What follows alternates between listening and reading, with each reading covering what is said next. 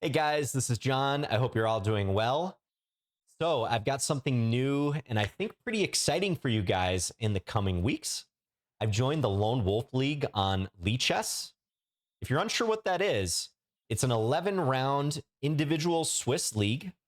So, 11 games or rounds of 30 plus 30 chess in a Swiss style format played on Chess. And what Swiss means is you get paired with players in your rating group. So if you win the first game in this league, very likely you're going to get paired with someone else who won the first game in the league. If you lose the next game and you have 1 out of 2, very likely you'll get paired with someone who also has 1 out of 2 points. That's what a Swiss is. So yeah, everyone plays on their own for 11 weeks in a row. It's 1 game per week at this 30 plus 30 time control, 30 minutes with a 30-second increment. And one of the reasons I'm very excited about this is I've recommended this league to many of my students in the past, and also a sister league. I want to shout them out as well, called the 45 plus 45 League, which I think might have even superseded the Lone Wolf League. I think 45 plus 45 may be around longer or has been around longer. The 45 plus 45 League is actually a team tournament. And if you're interested in that one, it's a bit of a longer time control, and you play with a team of your friends or really anyone looking for a team that's playing in this league. So do check them out if you want an even longer time control and maybe the team aspect appeals to you. But yeah, I'm jacked up to play this 30 plus 30 league. It's competitive. And not only that, I think it's about the best competition you can get online. And why do I say that? Well, people are taking the time out of their schedule to commit to a season, which is continuously running these 11-week seasons. When one season ends, I don't even think they take a break. I think they just immediately begin the next season. Registration starts and then begins the week after. So people are taking time out of their schedules to play this, and they're usually a little more serious. They want to get some high quality games online, and they're willing to plan that a little bit, right? So, occasionally there's forfeits and people who no show and stuff like that. But from what I've seen when my students have played this league and just what I've observed, generally people are in this league to play chess and get better at chess. So, not only that, I'm also excited about the preparation aspect. So, the pairings come out on Monday each week, and then you DM with your opponent. They have a Slack channel for the league. You DM with your opponent and you find a mutually agreeable time to play. Okay. So it's also kind of flexible in that regard. It's not like you have to be, present on Wednesday evening at whatever time, or maybe not even evening because, everyone's playing in this all over the world. No, it's flexible. You make arrangements with your opponent that week, whoever you're paired against, and you guys just find a good time to play. So those are the basics. And here are the preseason rankings.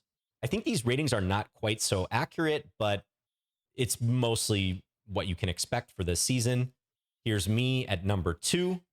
So these are Chess classical rated games. These don't affect your over the board ratings or any other time controls on Chess. So what you see here are Chess classical ratings. Full disclosure, the league moderators actually let me in despite me not having an active classical rating on Chess. So I really thank them for that. They made an exception for me. If you are interested in playing this game, I would just recommend playing Chess games and getting established. But yeah, I haven't played so many games at this time control. I think 20 or so, but they let me in anyways. I know there's a lot of excitement about me joining and recording all these games, which is what I'm going to do for each game in this season. So thanks again to Chess for making an exception. This section, I'm in the open. There's also an under 1800, but you can kind of see as we scroll down, there's a pretty good distribution of players at the various ratings. So a lot of 2200s, some 23 and 24s. I'm not even technically the highest rated player. A lot of 2100s, 2000s, 1900s, all the way down to this roughly, 151 players. There's even some players below 1800 who've wanted to play up instead of the under 1800 section. That's great. They're looking for good games. So yeah, I'm very excited. And I'll tell you who my pairing is. It doesn't show it here, But I am paired against, for round one, this player, Terror MT, rated right around 2100, Lee Chess Classical, 36th in the preseason rankings. So what you're going to see now, you're going to see my preparation for Terror MT, because again, we got some time to prepare for these games. I actually happened to do it right before the game in this case. And then you're going to see the game itself. You might notice this is a really long video. If you guys like the long form stuff, like the standard games, and even wish some of those games were longer, you're really going to like the games in this Lee Chess Lone Wolf season that I'm going to play. All right, I'm pretty much done talking about the logistics. If you have any questions, let me know. Do check out the Lee Chess Lone Wolf and 45 plus 45 leagues. It's a fantastic community. They've been very, very welcoming to me personally. I can really feel the love from that community. And hopefully people in that league and elsewhere are interested in me recording these games.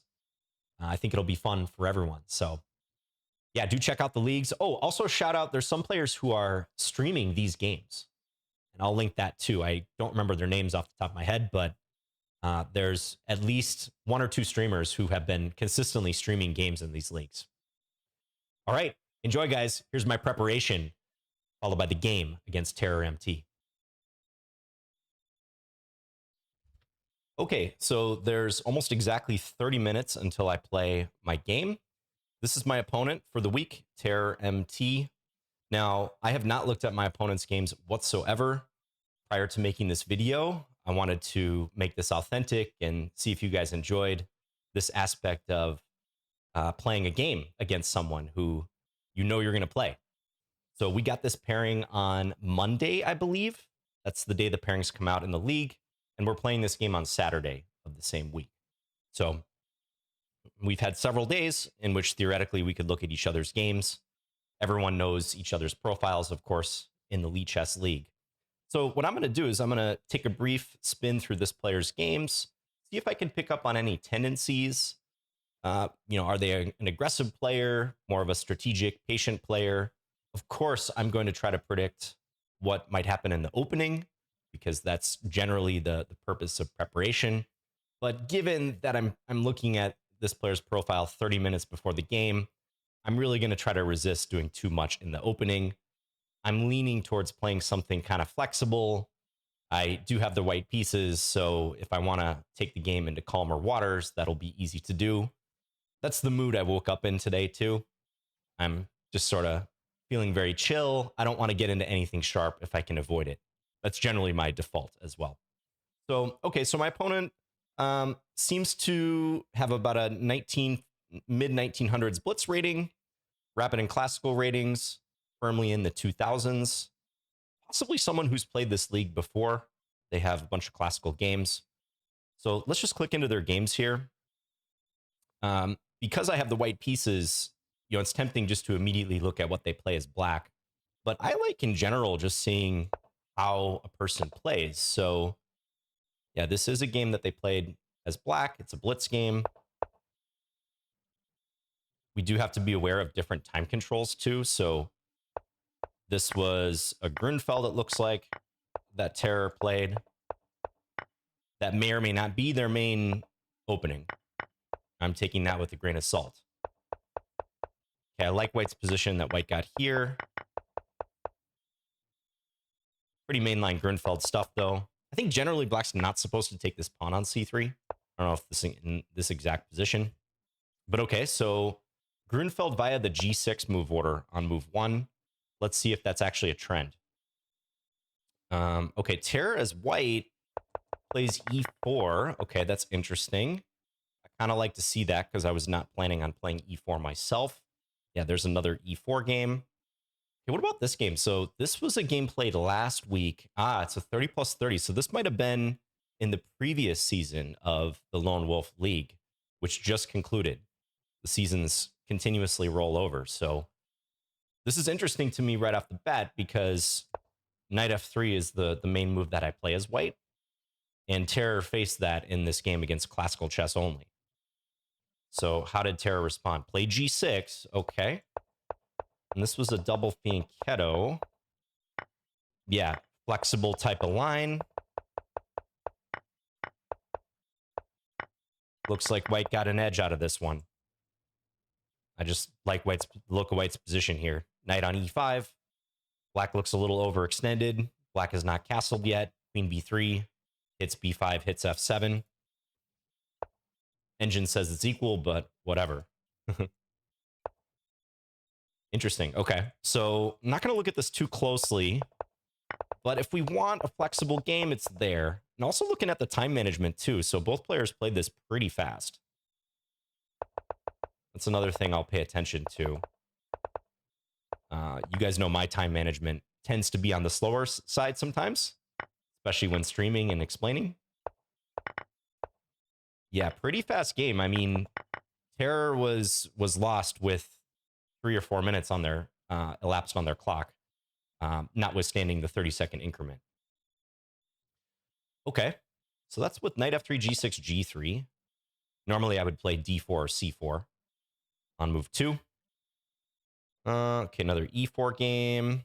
Yeah, Terror seems to pretty consistently play e4. Likes this g6 stuff. Okay, so at this point, I'm going to actually filter the game database. Let's see.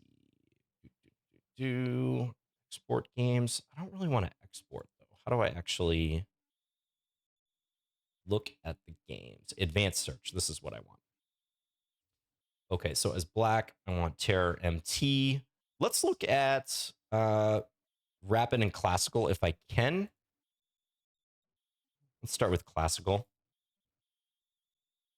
So I'm just telling Lichess to pull up all the games where Terror MT was black in classical. Okay, one of them was that classical chess only opponent. Yeah, so these are pretty high quality games from a while ago, though. So maybe actually Terror didn't play this league. It's just that 130 plus 30 game. I'll look at this one as well. Yeah, so G6 again. So pretty consistent with G6. Now, white opened with E4 here, but I could transpose with, let's say I start with D4 and then play E4. We could have a pure modern. So I'm a little curious how my opponent handles the modern as black. That's something I might be interested in playing. Again, getting into these games, it's a little trickier to forecast. I mean, what I've seen so far, Terror seems pretty predictable in the opening, like plays the same lines. G6 is black going back months. I got a good position out of this. This is something that I kind of like. This was like a flexible English type setup, symmetrical English. I would usually play D4 here. So that's something I can consider. Yeah, so like this type of position, the engine says this is fine for black, just a slight edge for white. But black made a couple innocuous looking moves that proved to be pretty big mistakes, like rook e8, allowing knight b5, and then the knight came into d6, and suddenly this is nearly a +3 advantage for white, winning advantage. So I would love to get into some scenario like that where I can use my experience, my knowledge of positions of this type. Maybe it's with d4, maybe it's with something else. C4 is on move 1 is something I've considered playing. Honestly, given that black plays g6 a lot, I don't think there's going to be too much of a difference whether I play c4, d4, or knight f3 on move 1. I think it's dealer's choice here for me. This move order does have the advantage of discouraging d5. So if Terror has these Grunfeld tendencies like we saw in that very first game that we looked at, I could go for this. And then like I said, I'd probably play d4 here or castle and then play d4. And I know a little bit in those structures. I played those structures for a long time. So I'm starting to see how I might want to handle this game. Okay, so this is interesting to me too. So this is from 6 months ago, but it was a 30 plus 30 game in the pure modern defense where white established the pawns on e4 and d4 against the fianchetto. Because if black's going to play this way, this is the classical objection, right? The classical objection is that we can occupy the center with both pawns. Usually that's a pretty good idea if you want to do that. So Terror plays d5. d5. And there's other moves here too. Like I played knight c3 a lot, also c4. But knight f3, d5. That's interesting. So on pawn takes d5, is the move knight f6? I don't know. Queen takes d5. Yeah, I mean, given my experience in the Scandinavian, that looks like a bit of a sketchy Scandinavian for black. I wonder if that's actually a fairly typical thing for terror. So let me make use of one of the features that we can look at here. Look at player database, and let's do terror MT as black in this position.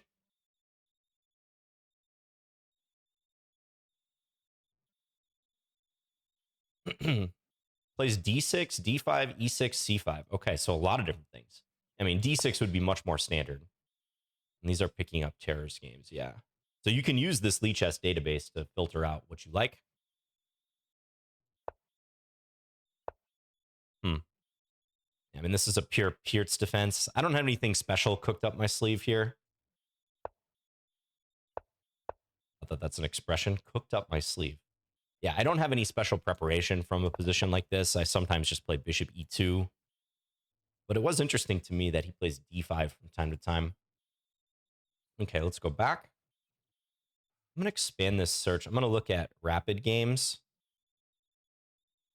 I see Terror has way more rapid games than classical games, so this might be interesting to look at. Yeah, some pretty recent ones. Let's close this database. This is another pure Piertz, some King's Indian type positions. What if I just go down the main road? Does he actually go into the Grunfeld? Let's see. So d4, g6, c4, knight f6, knight c3. Okay, so it looks like he plays g6, but then again, c4, he plays knight f6 instead of bishop g7. Interesting. So it looks like he will enter the Grunfeld if allowed. Yeah. Not sure about this position. Queen a5, bishop d2, queen a3. I have a feeling this is good for white, but let's see. Rook b1. Okay, better for white, but nothing too crazy. Yeah, if I was looking at this game, or my opponent rather, with more days in advance, I might want to try to target him in the Grunfeld, honestly. Because I do like playing against the Grunfeld. I think white has a lot of tempting options against that opening. But I'm still leaning towards doing something like with the c4, knight f3, symmetrical English type situation. He's played Leela Queen Odds. Playing Leela Queen Odds is a quick path to getting frustrated, by the way, for anyone out there who wants to try it. Yeah, just so many moderns. Modern defense every game. So I don't think we're going to see too many surprises here from Terror. I think it'd be very unlikely if he didn't play g6. I haven't seen a single game where he doesn't play g6 on move one, regardless of what white does. Let's just look at a couple other Grunfelds. Otherwise, I think I'm going to go for that English, symmetrical English type thing. Yeah. This one's not so theoretically significant. Bishop f4, bishop e5. Now, also, of course, when you're preparing for an opponent, you have to think about what they're looking from your games and your style. So, I'm a prominent streamer, content creator. I have a lot of games out there. He's probably looking at some stuff in the Grunfeld if he's doing some preparation, maybe some stuff with knight f3. Against the Grunfeld, I've tended to play this bishop c4 and knight e2 system. There's a couple other lines I could play, but honestly, I don't have anything as of right now that I would truly like to do against the Grunfeld. I need some more time to prepare it. Just looking at a few other things, and I've been prepping for almost 15 minutes now, so I'm probably going to wrap this up pretty soon. Okay, what about this one? Exchange variation. And apologies if this is really fast, but I want to show you guys how I prepare. I go through stuff really fast. I'm not I'm not babying you guys with this. This is exactly what I would do if I had 30 minutes to prepare for this game, which is the case. So, okay, bishop b5. Yeah, I wouldn't mind a situation like this either. Although c5 looks like it equalizes. I just have this feeling he plays the Grunfeld a little simplistically. Tends to do the same thing, like early capture and then that queen a5 move, which is not always best. It's funny, just scrolling, I just see modern, modern, modern. Modern defense everywhere. Lizard defense. Okay, that's a new one. Here's an English. Ooh, okay, so actually here he deviated. So this was a 10+0 game played a month ago. Remember how I was saying I didn't see a single game where he played anything other than g6 on move 1 as black? Here he actually played e5. Okay, yeah, this setup is pretty high quality for black. Maybe I'll just go with my knight f3 in order to avoid this. Because I'd rather he ends up playing g6 and I can backdoor into, c4, g3, bishop g2, symmetrical English. I think I'd prefer that. Yeah. Pawn sacrifice. This is another knight f3 game. Yeah, so I'm thinking, well, okay, here he played e5. Here he played e5. Yeah, I wouldn't mind playing this way. I wouldn't mind playing this way. Kind of hard to achieve, though, if he has e5 in his arsenal. Because whether I play c4 here or g3 first, bishop g7, e5's on the way. I might just let my opponent do that. I might just risk that, so to speak. Kind of hard to say if he'll actually go for that or not. Just looking at one or two more Grunfeld situations. Yeah, here's a c4, e5. That might have been the same game, actually. I'm kind of scrolling down pretty far at this point. d4, g6. That was like a London type hybrid.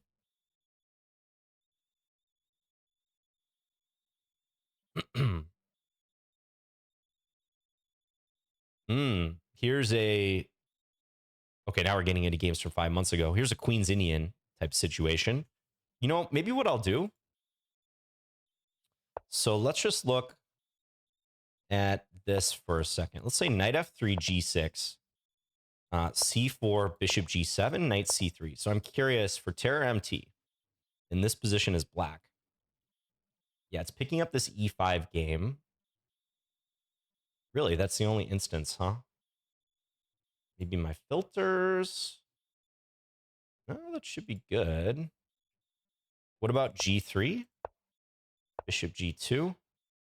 c5, e5. Okay, so these were the two games that we looked at. Classical chess only, where he played c5. So if e5...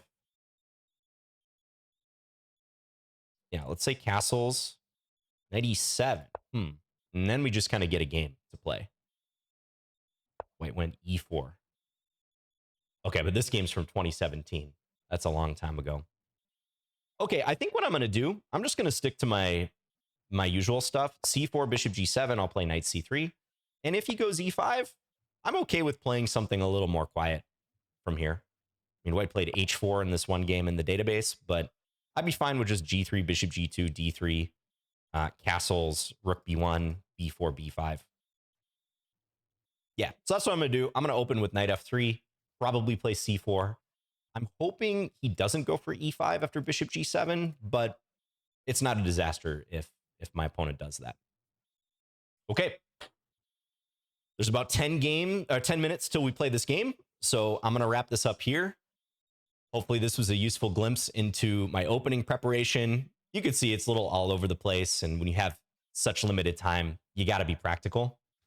There's certainly been cases where I've spent way more time actually preparing for the game than playing the game. If this were a rated game, a classical tournament or something, I'd be preparing much more, probably downloading the games in ChessBase, looking at them with an external program. But I just want to get something flexible, have some fun. This is the first round. I think this player might give me some opportunities to flex like my experience advantage in the opening or early middle game. Like, look for that. Time management wise, I want to play fast, but also I'm willing to try to catch my opponent if I notice that he's opening up something that caters to using my experience advantage, if that makes sense. So if I can open the position in some smart way, maybe I'll do that, put a little pressure on. Maybe he'll get nervous, play too fast, and I'll get some big chance for a large advantage. But we'll see. All right, let's play the game. See you guys soon. All right, and we are off. Let's tell my opponent good luck. Also have fun, and let's do it. So I'm going to open with knight f3 as planned. Let's see if I can adjust my layout ever so slightly. Get a little bit of a bigger board. Ugh. When I grab something in my layout, it sometimes just moves it around. Yes, and my opponent said good luck and have fun. We did DM a little bit just to schedule this game, as happens in the leagues. So seems like a nice person. Mentioned that he or she watches my videos. So thanks, Tara. Okay, so g6 as planned. And let's go ahead and stick to the script and play c4. You know, I went and got some coffee in the interim between wrapping up that preparation and starting this game. And it occurred to me I could go for a Tory attack against this player. That's a line that's in my repertoire. So d4, knight f3, bishop g5. I've sometimes found that players who play flank openings don't respond to the Tory or systems where you don't put the pawn on c4 but develop your minor pieces actively. They sometimes don't respond to that so well. But there's too little time between the preparation and the game, so I didn't want to deviate. Yeah, so let's play. I could either go knight c3 or g3 here. Either one. Let's play g3. So far, so normal, as expected. You know, another reason I kind of wanted to play a bit of a slower game is because my opponent is an e4 player. E4 players tend to be a little bit more booked up in general. They tend to have more preparation. I don't know if that's strictly the case. It very well might not be. But with the white pieces playing down and rating first round of the tournament, I'm very happy to get a position in my wheelhouse and play something a little slower. We do have a bunch of viewers actually watching this game live, 25 people watching this live. Shout out to the Lee Chess 45 plus 45 streaming community. They're actually streaming this game, I think, broadcasting it. And I'll put a link in the description or in the comments where you might be interested in following that if you get into these leagues. But yeah, I highly encourage anyone who wants practice at longer time controls online to think about this Lone Wolf League or the 45 plus 45 League, both on Lee Chess. I think they're pretty much the best practice you can get online. I've been recommending them to my students and anyone who's looking for serious games. I've been doing that for many, many years. So it's a privilege to be able to play in this league. And I am already having a lot of fun based on this preparation and also just the warm welcome I got from the Lee Chess community. It was really cool. They have a Slack channel, and when I posted that I had joined, just said hello when I joined the channel, people were very, very kind and welcoming in the Lee Chess League. So thanks to everyone. Okay, so Terra does go for e5. So pauses a little bit and does go for e5. That was the line I was hoping not to face, but it's okay. Let's just go knight c3, prevent e4. And I wonder if Terra will develop the knight to e7 or somewhere else.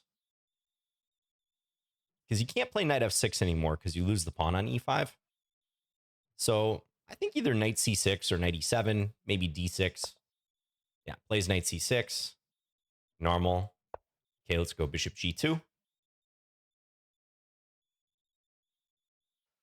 These positions often resemble a reverse Sicilian. You can see from the structure, it's essentially what we have here. And black could settle for a structure with d6. Yeah, as Terra does. Or black could try for d5. So Had black played knight e7 or knight f6 with the intention of going d5, then we might get like a reversed open Sicilian type position. All right, I'm just going to castle. Built up a bit of a time advantage here. But 30 plus 30 games, I mean, this is pretty long. I mean, buckle up for a potentially hour-and-a-half game or more out of this time control. Is that 30-second increment really elongates things, you know, especially if you get a game that goes beyond 40 moves.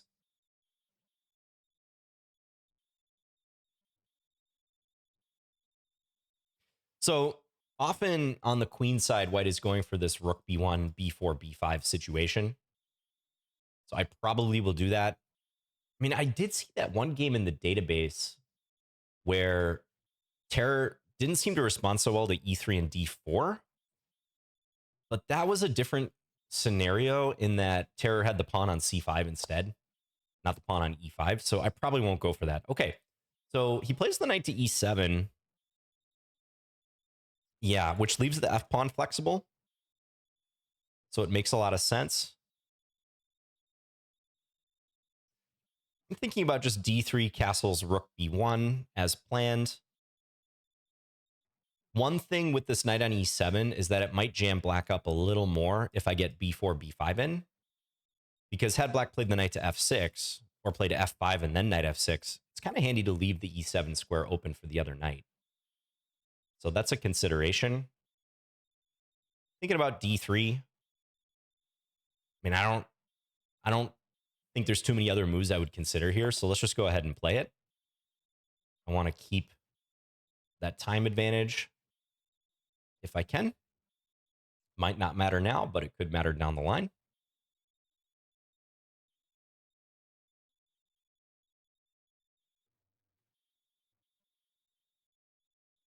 So I don't know if I were to guess, maybe my move order caught my opponent slightly off guard. Yeah, because a lot of times here I would just go for d4 or knight c3. So maybe the g3 move caught my opponent a bit off guard, but it's nothing to write home about for either side yet. Okay, so castles. And here's where I was considering rook b1. It just makes a lot of sense in stepping off of this long diagonal opposite that bishop on g7. And prepares b4. So I don't think there's a whole lot I need to think about beyond that at the moment. I mean, I could try to develop my dark square bishop, induce h6 or something, and then come back, but I like rook b1. So let's go ahead and do it.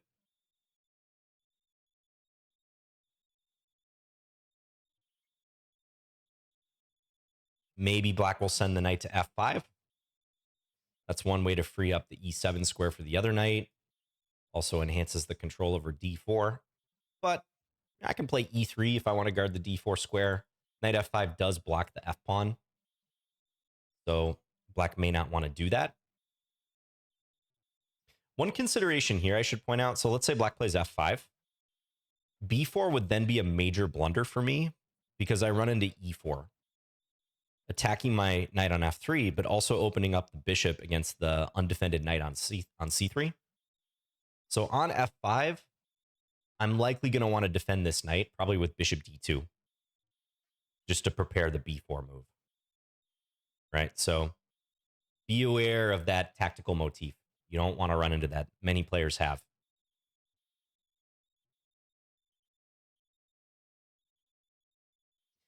Sometimes in this scenario, you see white playing e4 to get an absolute stranglehold on the d5 square. But I tend not to do that with the knight on f3. That fits better with the knight on e2, a la the Botvinnik English, because it's nice to have the f pawn being able to come forward. And also in general, like I'm a little skeptical of weakening the d4 square in that way. Again, in the Botvinnik English setup where you do play c4, e4, knight e2 pretty early, you're kind of just accepting the weak d4 square from the jump and hoping to play on the flanks. But yeah, with the knight on f3, it's very unlikely that I do that.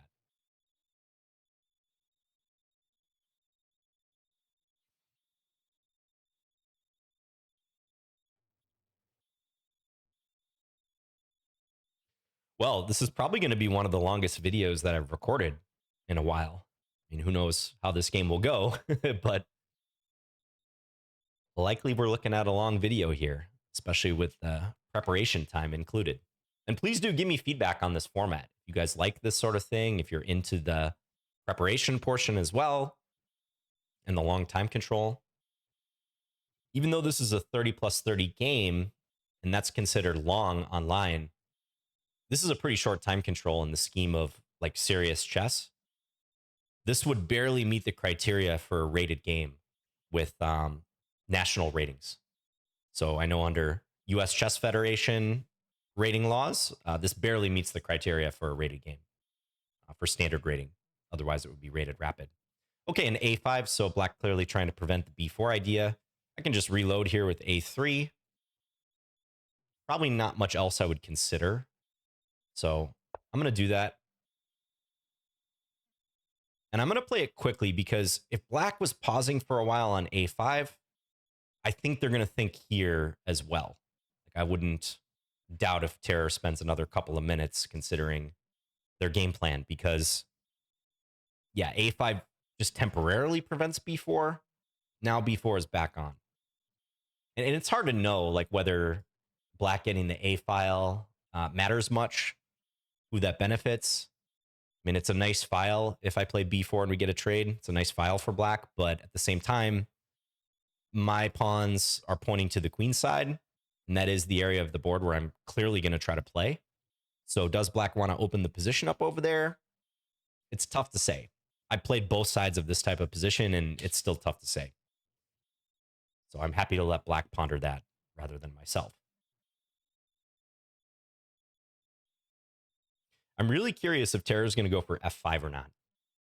Very, very curious because it's such a natural move.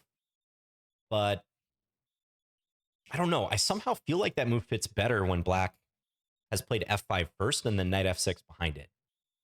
With the knight on E7 and the other knight on C6, like I don't know. I think F5 is a little bit suboptimal. It's hard to get those pawns rolling on the king side with the knight on E7. I'm just thinking about like why that is. It's a little hard to articulate, but I do think it's the interplay between F5 and white eventually getting in B4, B5 when black doesn't have this E7 square available. Like they might still go to D4, that's true, but sometimes there's ideas like knight D2 for white where you can try to crowd that knight on D4, play a later E3 and kick it back.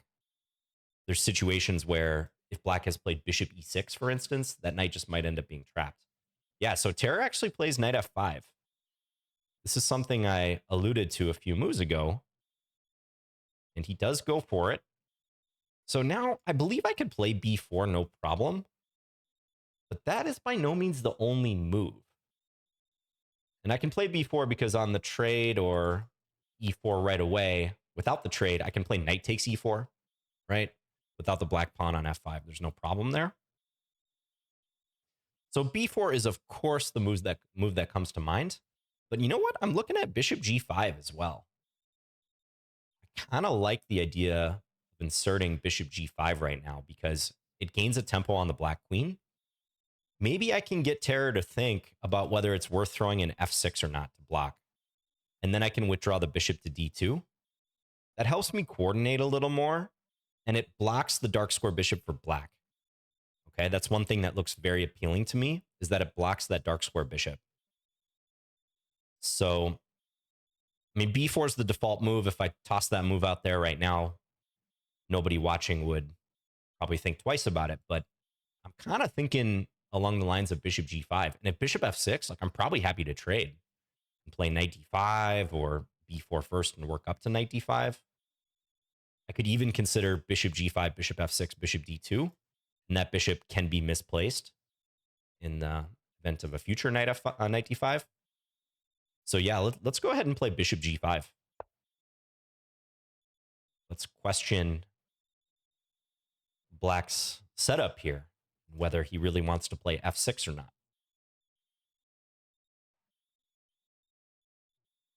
And this is a thing. This can happen in the English. I remember seeing some old games of Yasser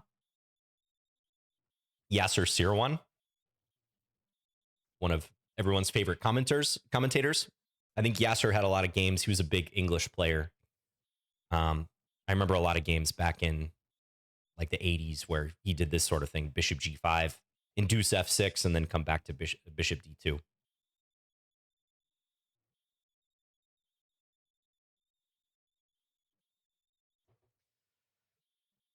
So I will definitely take this time advantage so far. This stuff pays off later. We're 10 moves into the game, still pretty much in the opening, but we'll soon be in a middle game. It's not like I've knocked my opponent out in the opening, but that wasn't my goal. I'm happy to get a position where, like I said in the preparation, I can try to use my experience advantage, maybe pose some slight questions based on Terror's time management. I think he's being a little cautious based on the fact that he's facing me, and surely Terror knows that there's a lot of eyeballs on this game, so I can't blame him. But also, I'm going to use that advantage, right? Even if I'm playing something that's kind of quiet, I want to put some thoughts into his head with moves like this. Like, what are the intentions behind these moves? Like, sow the seeds of doubt. Should I play f6? Should I not? Should I offer a bishop trade? Should I move the queen even? Those are the little decisions that can eat up a bunch of time and compound problems for later on the clock.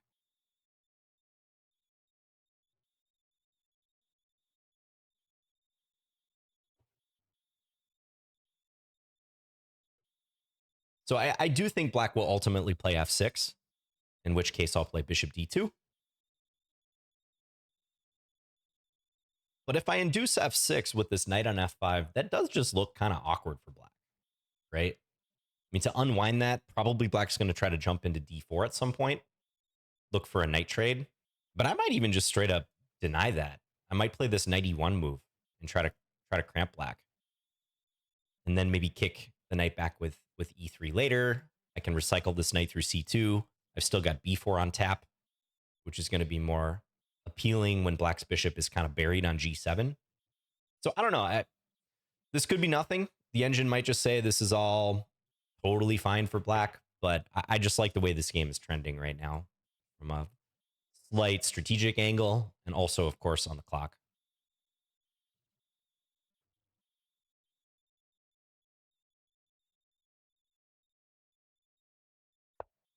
Plays f6. Let's retreat. I had no intention of putting my bishop elsewhere, so I'm very happy to retreat, stay out of range of black's pieces. And if I get the chance, b4 remains on the table. Maybe I'll play e3 to guard the d4 square. We'll see. I think black has some unwinding to do when it comes to the knight on f5, the pawn on f6. Maybe a way this game could go is knight on f5 to d4, knight e1, and then f5. Let's say e3, knight e6. The knight on e6 looks a little odd, but probably not the end of the world. Could actually facilitate f4 in some cases. I might stick my knight on d5 somewhere. I could perhaps even, on knight d4, just agree to an exchange and play e3 and actually encourage the trade. So knight e1, I think, is a move I would play if I want to take this concept of sowing some doubt in black's head further.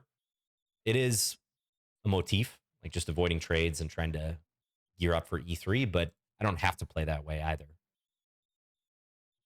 I could play e3 or the b4 move. I don't know about playing b4, though, in that scenario, because let's say the game goes knight on f5 to d4, b4, a takes b4, a takes b4, knight takes f3, bishop takes f3. I would prefer to prevent knight d4 with tempo on my bishop.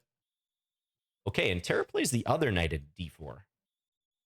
Knight on c6 to d4. So now I'm even more tempted to play knight e1, because black has this like superfluous knight issue going on. This is a concept I first read about in a Dvoretsky book, where the knights are stepping on each other's toes. Like both knights are competing for that d4 square. from my perspective, I like seeing knight on c6 to d4 rather than the other knight, because I think it just doesn't get to what black is ultimately going to have to solve here, which is the f pawn and knight on f5 interplay. So I think it behooves me to play knight e1 now, even more so than if black had played this move. Yeah, and I'm going to play it. I'm not going to think about it too much. My instincts say to play that. I'm going to go for it. So withdraw the knight. I mean, to the untrained eye, it looks like I'm playing this a little passive. But you got to understand, we haven't traded any pieces yet in this game whatsoever. No pieces, no pawns, nothing. The pawns are going to dictate the pace of the play in the short term because the pawns can advance and attack the enemy minor pieces. So especially with e3 now, we got this b4 move I've been mentioning. Yeah, I mean, my minor pieces are certainly going to play a role too, but the pawns are shaping the pace of the play here and shaping the battlefield. Okay, goes c6. Yeah, so putting the brakes on my light square bishop. Now, on e3, black does have the e6 square available for the knight, so that knight is not trapped.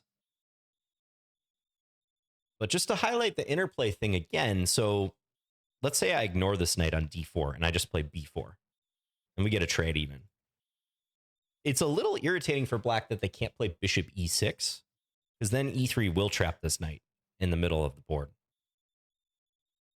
Okay, so maybe I hold off on e3 for now. I just keep that in my back pocket, and maybe I go for the b4 move. I think I'm going to. I mean, I'm also considering some stuff against this knight on f5, like e4 at some point, but I already described why I don't like e4 if I'm not playing a Botvinnik English. And black's knight is not, the other knight is not nearly awkward enough to be trapped yet. So yeah, I think I'm going to play b4 here, leave e3 in reserve. I don't see the advantage in kicking the knight back immediately. So yeah, let's go b4. I can pre-move the capture, which I think is pretty likely to occur. Wouldn't make much sense for black to have played a5 and then not capture here.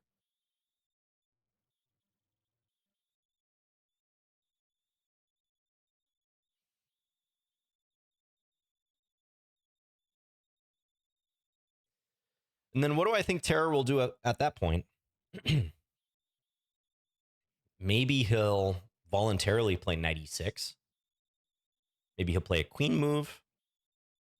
Because once I get b4 in, b5 is on the agenda. And I can gradually start gouging at that black queen side, trying to free up my light square bishop. Because I haven't really mentioned it, but the light square bishop on g2 on this long diagonal, this is a major theme of this opening. And part of the reason, the major reason, I'm going for this b4, b5 plan. It's a way to crawl forward, try to make contact with the black structure, look to create some weaknesses, and create long-range pressure against the black queen side. Sometimes black tries to stuff this bishop further by getting in d5, but logistically that looks hard to do because, again, bishop e6 loses on the spot to e3. Okay, so a little time check. So now I'm firmly up 10 minutes on the clock. We're on move 14. It may look like I'm playing this optimistically in the sense that I'm playing very quickly. I thought there was a chance my opponent would, but I don't think I've had to make any truly difficult decisions. And I'm not going to say that I'm even better in this position. Like, I bet the engine's going to say this is totally equal. Maybe a 0.1 advantage, 0.2 for white for being generous, but I don't think Terror has done anything wrong whatsoever. I've played normal moves. He's played normal moves. But my moves have all felt pretty natural to me. And I don't think I've had to invest too much time in anything critical yet. So I'm happy to bank my time for more impactful moments.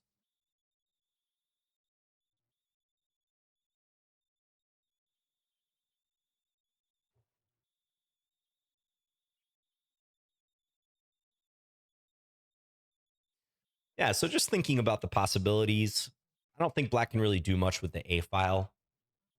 This file is in black's possession right now, but there's nothing really to look forward to with that. It's just empty space. So I think a queen move is pretty likely. I think queen c7 makes a lot of sense here. Help fortify these pawns. Just get the queen off the back rank. Because very soon, it might be the case that I have to play e3. I can't allow this knight to sit on d4 forever. So even though I've been kind of posturing about delaying this move, I don't think I can realistically delay it much further. Because if I want to coordinate, I need to get this knight off e1. And playing knight c2 and just allowing a trade doesn't make a whole lot of sense. So if I were black, I think I would play queen c7 here and just wait.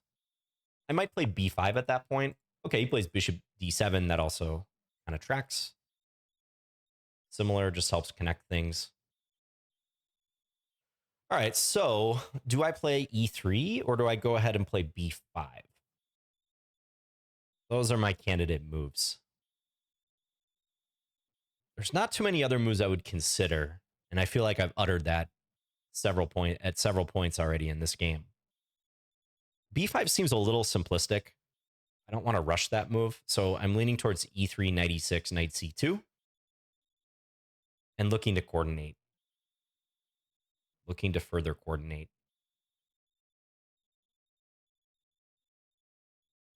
Yeah, I kind of like knight c2 as well because it just helps cover all these squares, especially the a3 square. Black ever wants to, I don't know, try to create some rook queen battery. Very unlikely, but. So e3, knight e6, knight c2. Work up to b5 perhaps, but just coordinate first. I think it makes a lot of sense. There's just something about the black pieces. They look a little uncoordinated to me.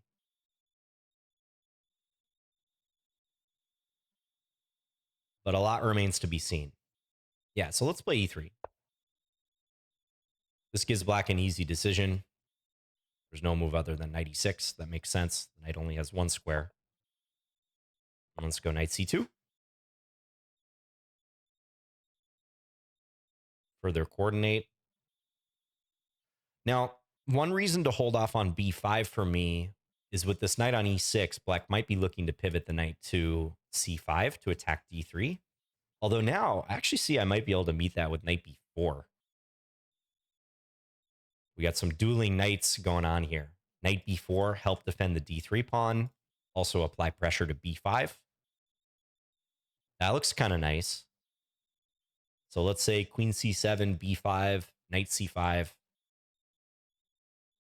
I kind of want to leave the tension, pawn tension, because I think it's unlikely that black's going to play c takes b5 and let me take with the knight.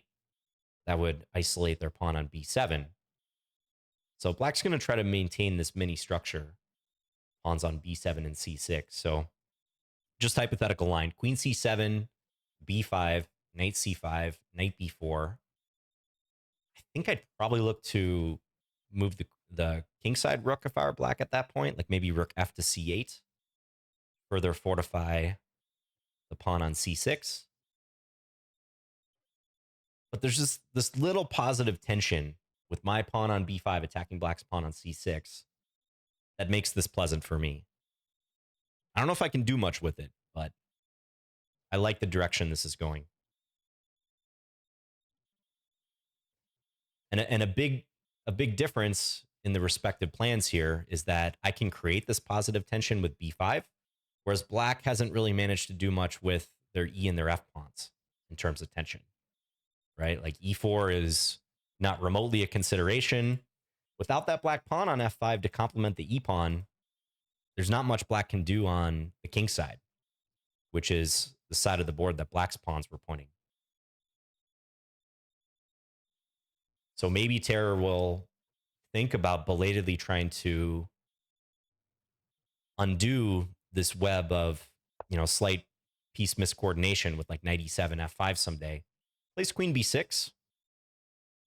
Not sure about that move, because if I were black, I'd be a little nervous about this rook on b1 in opposition. If I play b5, there's a threat of capturing on c6 that black has to address. I don't think you want to play c5 because then knight d5 is a no-brainer move. So if I play b5, what is black likely to do? I mean, almost seems like you got to move your queen again. Queen c7 or something. I mean, maybe Terror will play b5, c5, but knight d5, queen d8. Okay, it's not like black's going to lose there immediately, but I really don't like how misplaced their pieces are. So I think I'm going to go b5 here. Is there anything with c5 perhaps I could look at? Some sort of trade where I go and take this pawn on b7. c5 doesn't quite seem right. I think even trade queen c7. I'm not sure I want that. b5 is just so consistent here. And there's no threat, right? Like e3 is heavily fortified.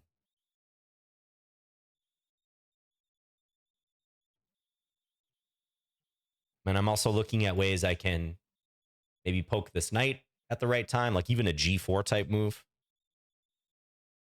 For example, I could play knight e4, try to work up to g4 and target this weak pawn on d6. But I feel like I'm just trying to rationalize other moves than the obvious move. So I'm going to go with the obvious move, b5. And again, if black takes, that's a strategic victory for me because I can play knight takes, and that black pawn on b7 is looking pretty lonely. It's isolated. My structure would be all intact. So if I'm playing black here, I think I play queen c7 and step out of the path of the rook, but it's like black gave me a free tempo compared to that other line. And this is why I was saying a few moves ago that the pawns are actually dictating the pace of the play and dictating how this battlefield is shaped.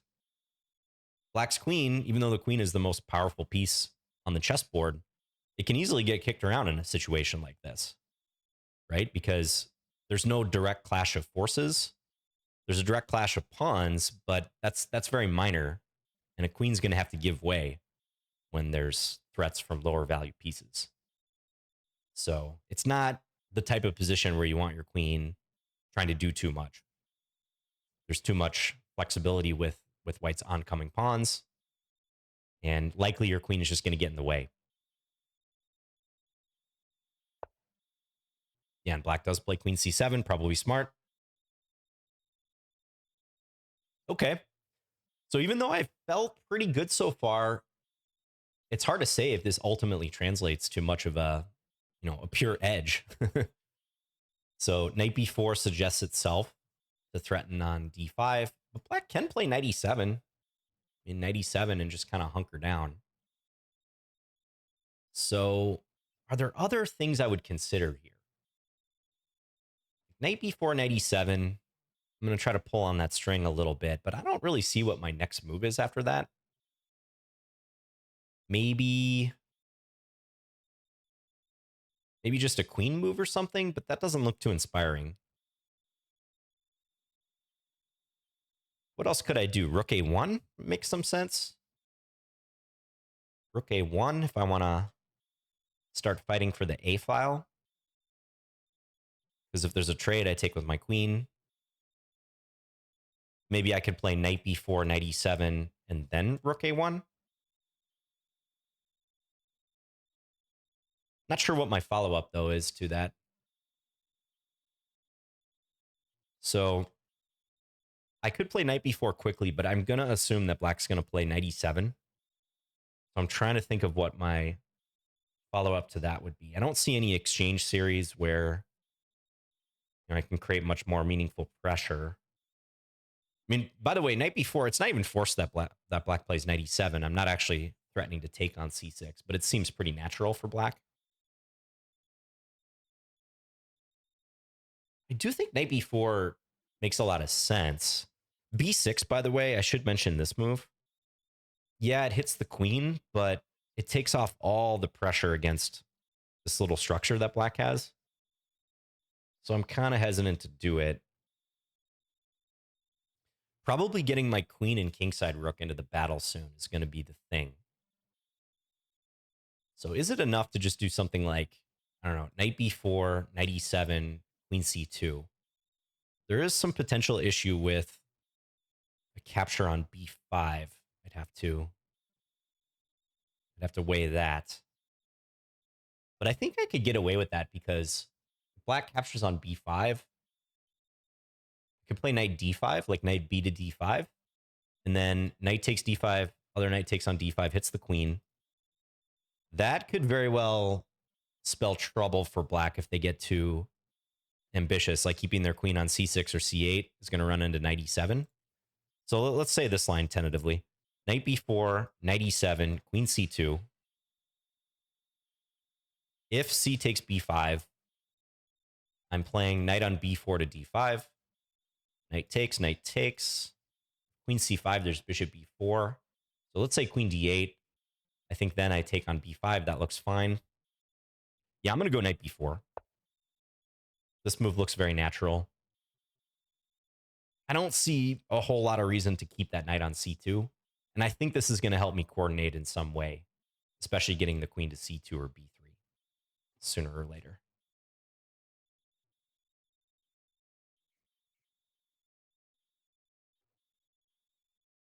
And I think black should play knight e7, or at least that's the move that speaks to me, but it's not a guarantee that black will play this by any means. Black's already surprised me a couple times with moves like knight d4 and more recently queen b6.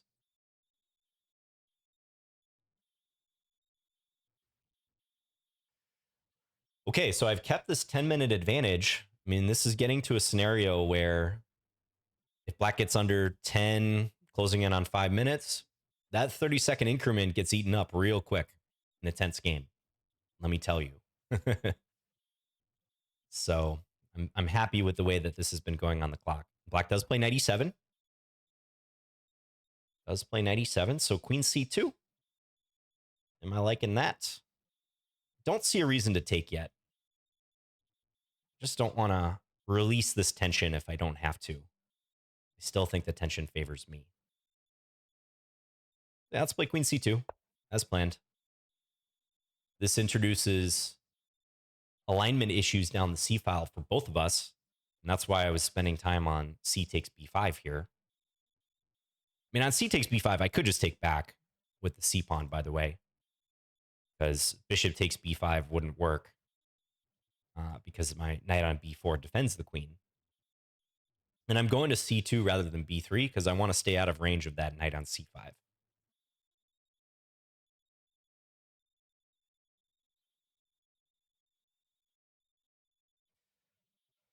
I think f5 at long last like still looks pretty reasonable for black.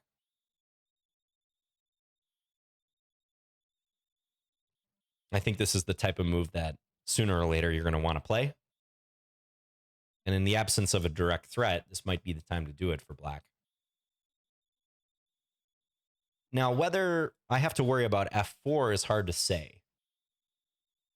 Because, okay, like on a basic level, if black gets in f5, f3, yeah, that would be annoying. But there's roadblocks I can throw up. Like, for example, f5. Let's say I go rook a1 at that point.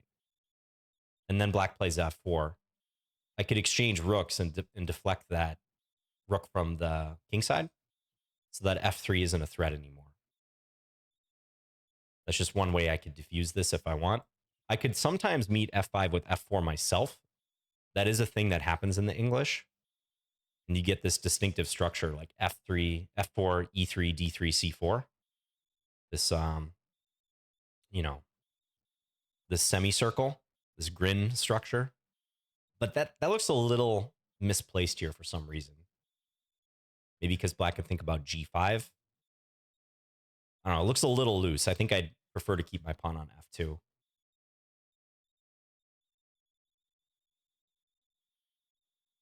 But yeah, I think Terror has a choice at this point whether to start probing on the king side or just try to batten down the hatches on the queen side. Like rook fc8 would be a way to make it clear that he intends to fortify the queen side structure. Like get even just one more defender on the c6 pawn, which is a pretty big focal point.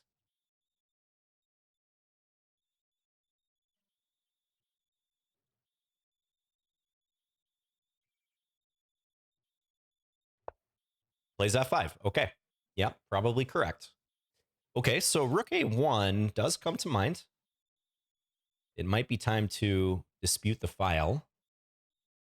The thing is, though, I have to run the same calculations with c takes b5, which now I'm saying might not work out as well. There might be some issues with that because I don't ultimately have the rook on b1 to help, diffuse some of the stuff that can happen. So let's say rook a1, c takes b5. Well, it is the case that I could still take, I guess. But I would like to be able to play this knight d5 move. So let's say knight d5, knight takes d5, knight takes.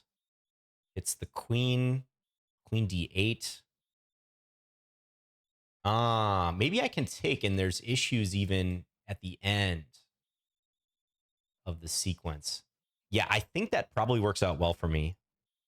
There's a few moving parts to this, but I think that works out well, whether black takes right away or trades rooks even first. At this point in the game, I might just want to trust that that goes well.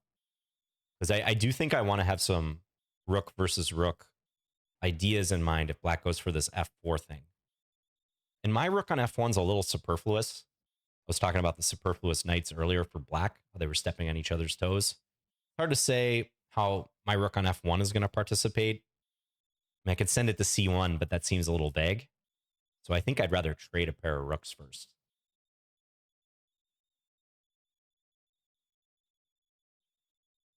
Yeah, you know what?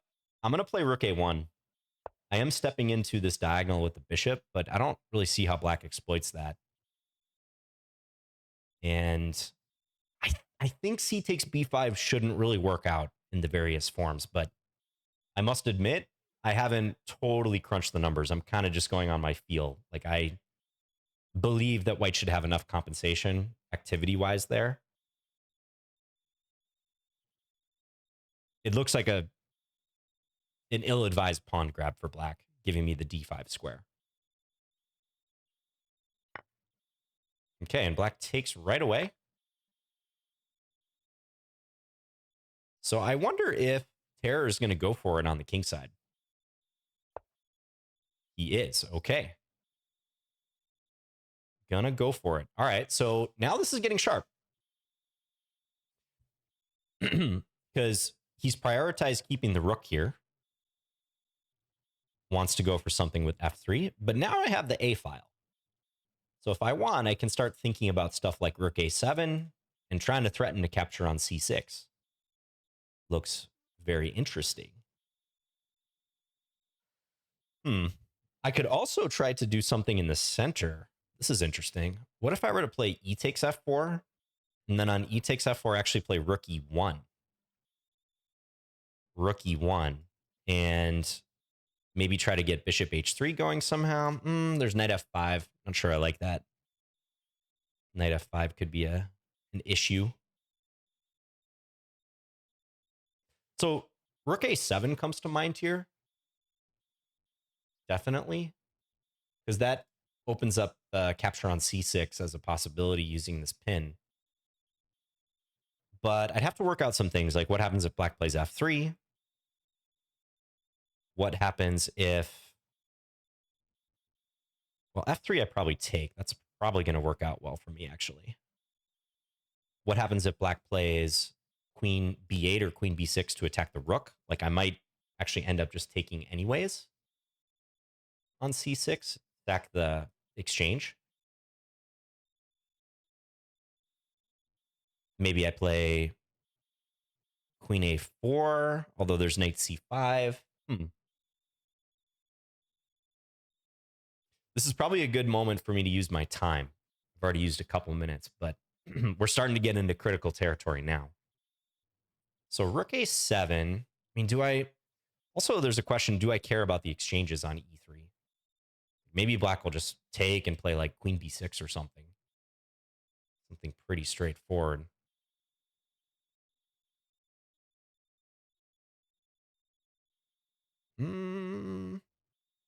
Yeah, I don't know. Rook a7 does feel a little bit loose now that I look at it. maybe I should err on the side of battening down the hatches on the king side. But black's getting some momentum, like not only f3, but also this knight f5, knight g5 thing.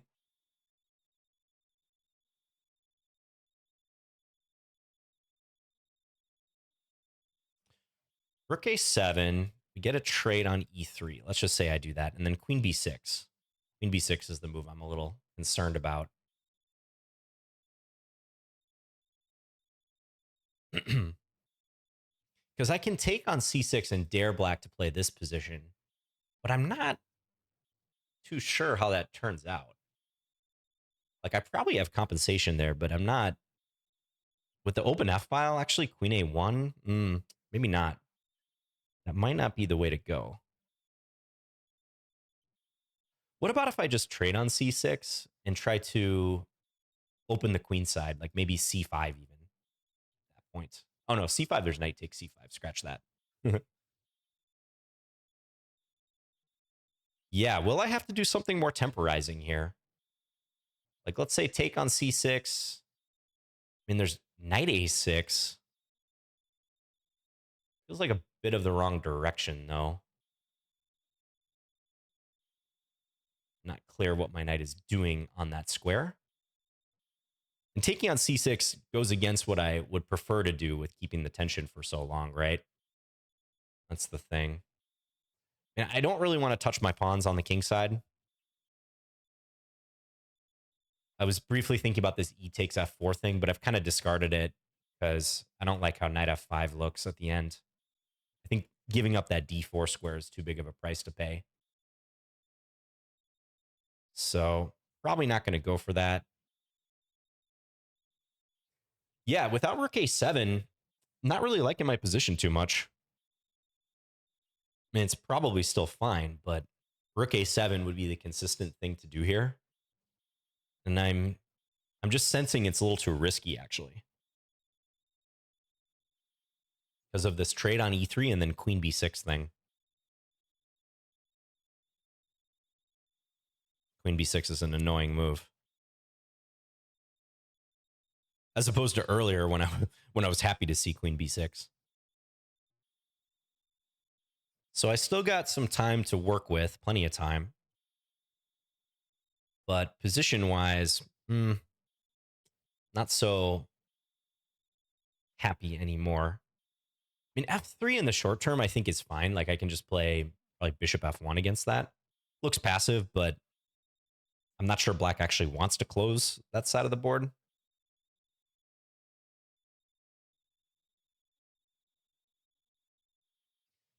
Looking at some way to cause some trouble on the queen side, but it's hard. Like, if I take on c6 and play queen a4, I run into c5. Although, do I? Because I have knight d5. No, that doesn't work. No, it might work, actually. Okay, so if I take on c6, and I could go to a2 as well. Maybe a2 is better, because then I stay out of range of the c5 square. Knight c5 with tempo on my queen. Now, I think the idea with this would just be to try to trade queens, honestly. Like, that's not so inspiring, but I might be looking at having to do something like that. And actually, if that's the case, maybe I should play queen a2 right away, just to disguise my intentions a little bit. Because do I really need to initiate this trade? I think if I go queen a2, it's still unlikely that, yeah, black's not going to want to take.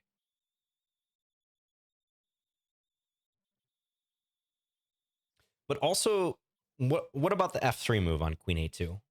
I sort of hand wave this away, but I mean, it is possible that black will play f3, bishop f1, and then knight g5 or something, try to come into h3.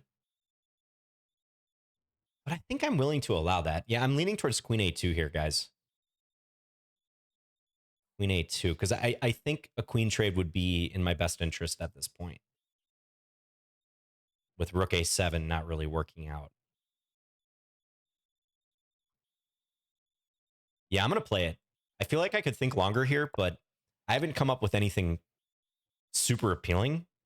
And I think this hits It strikes the right notes in terms of what I should be doing, especially with trying to get in b takes c6, b takes c6, queen a7, if I didn't already articulate that.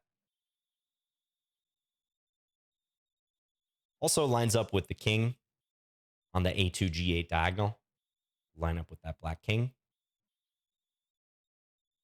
Potentially puts black in a tricky situation because, I think Terror is maybe sensing that he has some momentum on the king side, but there's still some latent ideas that I'm working with myself. Even like c5 under some circumstances could be good. So black definitely narrowed the time gap with the last couple of decisions. Like rook takes a1 very quickly and f4. I think Terror is playing well here and has played well this game. I was a little skeptical of, knight d4, queen b6, but on the whole, I think black's playing well.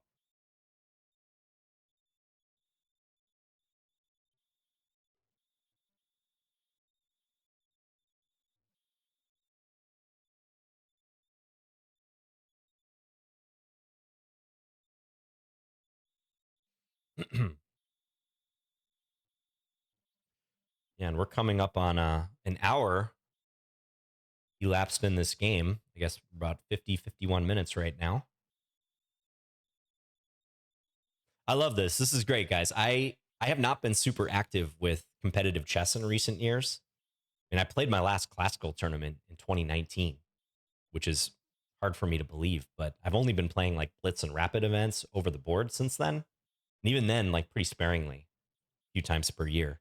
So this is great. Like, gets me motivated. The quality, it's hard to beat the quality of a game like this where you know your opponent in advance. It's a league. There's, official standings posted, a very active community. Even though these are unrated games, this feels very close to a rated experience.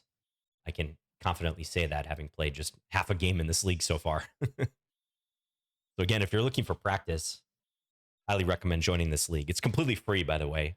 It's just really a service to the community. And Lee Chess did not pay me to say that.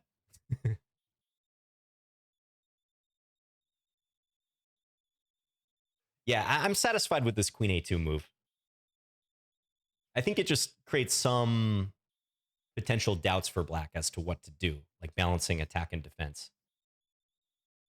And it makes sense. I mean, I went through the effort of exchanging the rooks on the A file and seizing that file for myself. So stands to reason that this could be a good idea.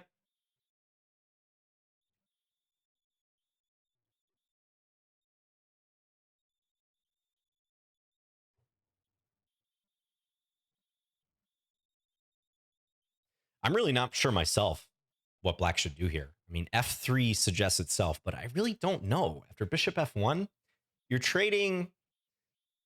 If you're black, you're trading the ability to completely lock out my light square bishop in the short term for all of the potential you have with the pawn clash and the ability to make these exchanges. It's kind of like earlier when I was talking about b6 for me.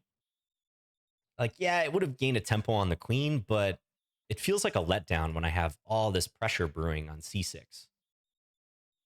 So for black, maybe f3 is a little more appealing because it's advancing admittedly close to my king and shutting down this bishop for the time being. But like that pawn could be a weakness in the end game, and it just takes all the attacking wind out of black's sails. Not all of it, but it's just hard to create inroads if you go for f3. Like f3, bishop f1. I don't think I would play f3, bishop h3, by the way, because on knight g5, I don't want to trade of bishops. I don't want any scenario where this black queen could appear on h3 and mate me on g2, helping out with the pawn. So I think f3, I should play bishop f1. Maybe I would even consider bishop h1, although the bishop is definitely more buried there than on f1. So let's say f3, bishop f1, knight g5. I think at that point, I trade on c6 and go ahead with my queen a7 plan. And I think I'm going to get a queen trade there. Well, I mean, maybe black can play queen c8, actually. There is queen c8. Okay, well, that might be a potential scenario for black. But let's say f3, bishop f1, knight g5. trade on c6. Here's another thing I could do. I could play queen a5 if I want to look for a swap, and then meet queen c8 with queen a6. Keep pestering black. d6 could be weak in some cases, like a knight e4 type move, although not with the knight on g5 probably. Yeah, it goes for f3. Okay. So bishop f1 was my move I had in mind. Again, I think I'm ruling out bishop h3 pretty conclusively. You know, another thing I'm realizing is there might be some potential for the c5 check move I can throw in. But I think I should play bishop f1. Yeah. Bishop f1 feels right. I'm going to do it. Let's keep the pressure on black. And I think he's going to go for knight g5. I think if you play this way, knight g5 just makes a lot of sense. But,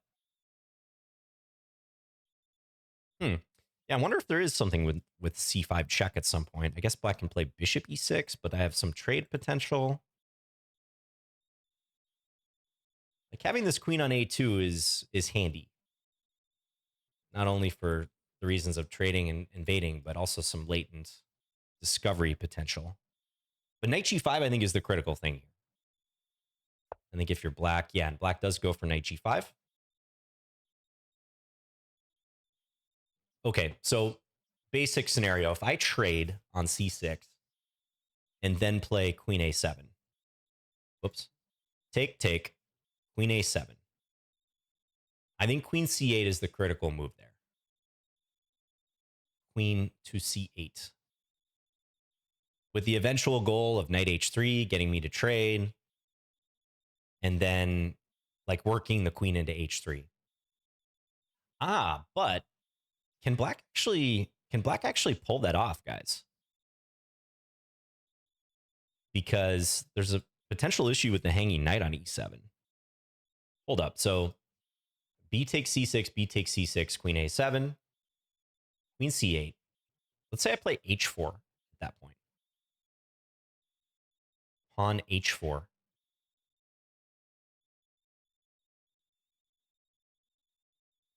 Ooh, I don't know. Because I'm seeing there's bishop h3 even. And I probably have to be a little careful there. Could I start with h4? Does that make any sense? h4, knight h3. We just trade, and then I take on c6. Maybe that's the way. That's a very simplistic way of playing, but maybe that's actually the more promising way to do this, guys. Reason I'm thinking this is at the end of this line. So let's say b takes c6, b takes c6, h4, knight h3 check, bishop takes h3, bishop takes h3, then queen a7. At the end of that line, black can't play queen c8 because I have queen takes e7. Queen takes e7. Something about h4 looks a little... I mean, I am forcing black to go ahead with their idea. And for sure, it weakens my light squares around my king. Maybe there's even a way for black to exploit that. So how would this go? B takes c6, b takes c6, h4, knight h3, bishop takes h3, bishop takes h3, queen a7. The other thing is, even if black trades down, is that all that bad for them? I mean, I do take it to an endgame there. But you know what? c6 is shaky too for black. Okay, I think I should go for this line. B takes c6, hold off on queen a7, play h4, and actually encourage black to play knight h3. So b takes c6, b takes c6, h4, knight h3 check, bishop takes, queen a7. Okay, black can avoid the queen trade with queen d8. Keeps the knight defended. But then I can start, I don't know, like queen b7 maybe? Knight e4 even? I just absolutely have to make certain that I don't get mated on g2.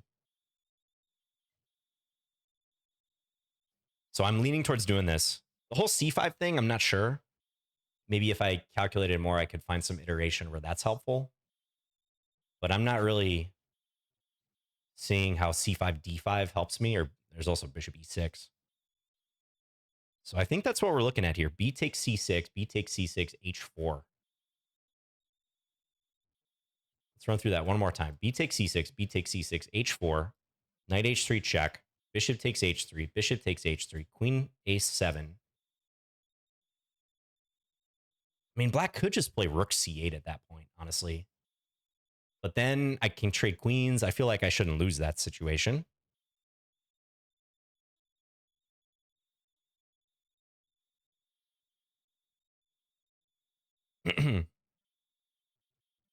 Queen d8 if black really wants to keep things on board. But then there's moves like knight e4. Black's queen's a long way from getting to h3 there.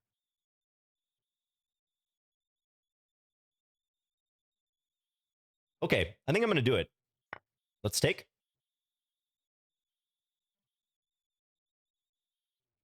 Taking the pawn on c6. So I've maintained this time advantage. It's not as large of a time advantage as it was before, but it's still nice.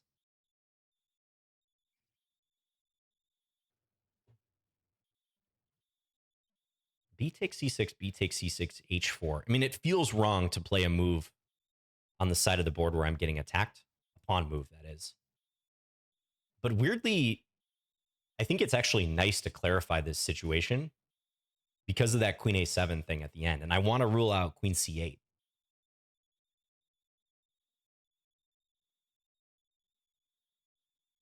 And the issue with b takes c6, queen a7, queen c8, and then h4, I think was bishop h3, actually. I think that's the move I'm worried about. Strangely. I mean, maybe there's some circumstance where that doesn't actually pan out for black, but it looks scary. Like, just on first sight, it looks scary. Like, let's say queen takes e7 at that point, bishop takes h3, and black's plan is pretty simple, queen h3. And I can't really run. King takes f1, queen h3 check, king e1, because queen h1 is mate. That pawn on f3 is so handy in creating mating nets. With my bishop on d2, I just don't like black getting any hint of that occurring. Because that's do or die for me. If I allow that, and black sees, that they can potentially give up a piece to pursue that, I better be right or I'm going to lose the game. So Terror's thinking here, I'm a little surprised by that because I don't know that you want to play anything other than b takes c6. I mean, if he played knight h3, I'd be thrilled. But maybe he's thinking about it. And just like, hey, can I cook John on the light squares here? I'd be very skeptical. I think I have too much on the queen side. But he's considering it.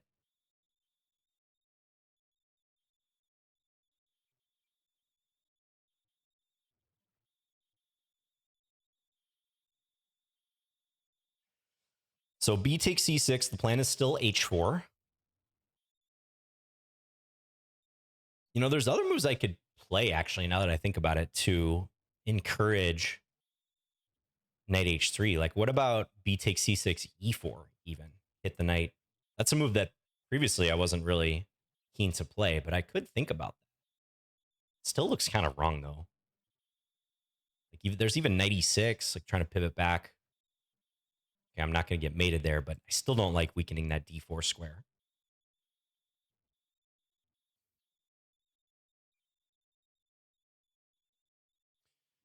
As long as black's thinking, I'm going to look at this line one more time. So b takes c6, queen a7, queen c8, h4, bishop h3. I mean, there's also knight h3 that might be okay there, but let's just say bishop h3. Black just goes for it. H takes g5, bishop takes f1. I just don't like it. B takes c6, queen a7, queen c8, h4, bishop h3. Okay, there's queen takes e7 there. Trying to quickly play rook a7, but I don't even think that's a threat because there's rook f7 all the time. Yeah, and terror takes. So I'm going to play h4 unless I see something appreciably better here in the next, I don't know, 30 seconds. Again, c5, I don't see that really assisting in any way. I mean, actually, maybe I could consider that after h4 and the trade on h3, but even then, I don't see quite what how it's gonna benefit me. So I think h4. I mean, knight e4 is another move I could think about. Knight e4, knight h3. Ooh, is there any issue with h4 bishop h3? Nah, I don't think I can think about that. I could even trade and then play king f1 and kind of just say, hey, your knight's trapped. I think that's probably what I'm gonna consider. Knight e4 actually makes some sense though too. Sort of an ugly looking move, but knight h3, bishop takes, and then queen a7. It's kind of nice that this d pawn is loose at the end. But now let's stick with the main move, h4. I want to keep pressuring black on the clock. I do think this is going to matter very soon in this somewhat sharp position still. Plays knight h3. Okay, I'm not refraining from taking the knight, so let's do this. Yeah, let's go queen a7. Queen a7, queen c8. And then I think I can take on e7, and I just don't see that working for black. You know, maybe I should calculate this actually, because queen a7, queen c8, queen takes e7, like bishop f1. But I always assumed rook a7 would just win for me, because I think I'm getting there too quickly, actually. I mean, there's maybe some rook f7 complications, but I don't know that I can really think about that at this point. There's like knight takes c6 then. No, I got to go with my intended plan here. Let's do it.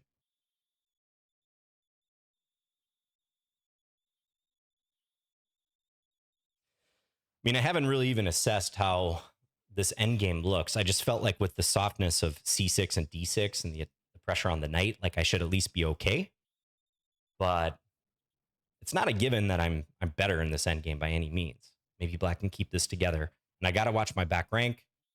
Even if the queens come off the board, I got to watch the light squares around my king. But I would love a queen trade because in so many of these lines, the black queen coming to h3 and then to g2. Okay, black's going for it.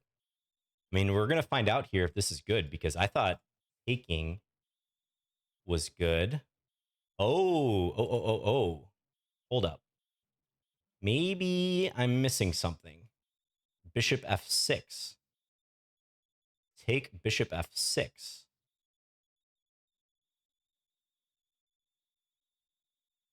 I thought, this is going to get sharp. Fortunately, I got a little time to think about this, but take bishop f6 is the thing.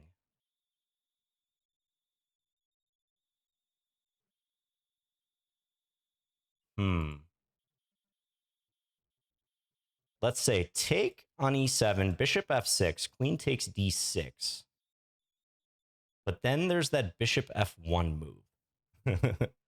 The bishop f1 move.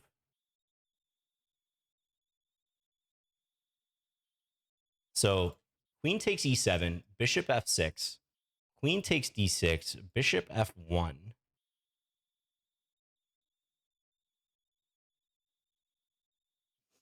And I can't take the bishop with my king and run. There's also bishop g2, by the way. So bishop f1, bishop, let's say bishop g2 because it doesn't sack anything. I could play knight e4.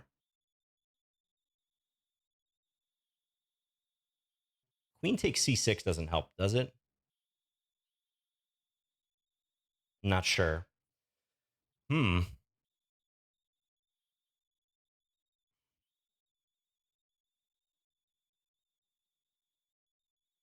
Yeah, I might be running into problems on the light squares here. Queen takes e7, bishop f6. I just underestimated this move. I'm seeing it only now. For some reason, I thought black would continue with bishop g2 or bishop f1, but that was sloppy of me. mean, I could play queen takes f8, but that's like a total bailout, and that can't even be good. So I think queen takes e7, bishop f6, and it's actually very annoying. I don't have a way to. Oh, you know what? Did I actually look at this line? Knight takes c6. That is a move at that point. Knight takes c6. Not sure how good it is, but it is a move. But then queen takes c6. Ugh. I think I almost have to play queen takes e7 here, because what else am I doing? Nothing else looks good. I mean, there's knight e4 to try to come to g5, but that's so artificial. Queen a6 doesn't really help. Yeah, I think I got to go for this queen takes e7 thing. And we're going to find out if this is deadly or not. Ooh, you know what? Bishop f6, there's actually knight d5 as well. Plays rook f7, man. Yeah, okay, this one I saw as well, but there's still knight takes c6.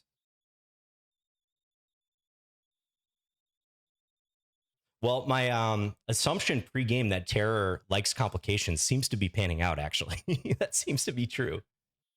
So rook f7. So, like, ooh, yeah, there's this move because I get the fork and win the queen back with interest at the end. But it's not the only move. I feel like I've said that a lot this game. Not the only move. There's queen takes d6. So black's down a full piece at this point, and potentially a pawn, but they're staking everything on getting the queen into h3. Which is compelling, but I mean, there's rook a8 in some of these lines. Boy, this is hard to say, though. So let's say queen takes c6, queen takes d6. Let's just say bishop g2. I can't block queen h3, followed by queen h1. So I need to counterattack at that point. It's the only way. I mean, I can throw rook a8 at black if I really need to, but it'd be better to play something like knight e4. But then queen h3, rook h8, rook a8 check. And man, rook f8, there's knight f6, which I think is winning for me. So let's see. The other thing is, too, on queen takes d6. Queen takes d6, bishop g2, knight e4.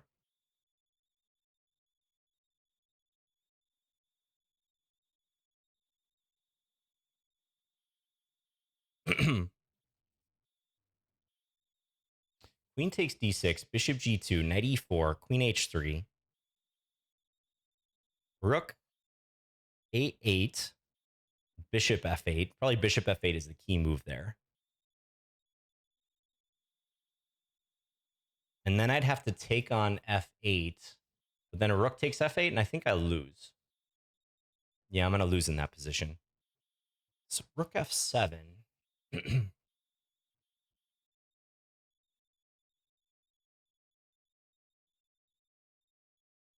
Oh, no, that doesn't remotely work.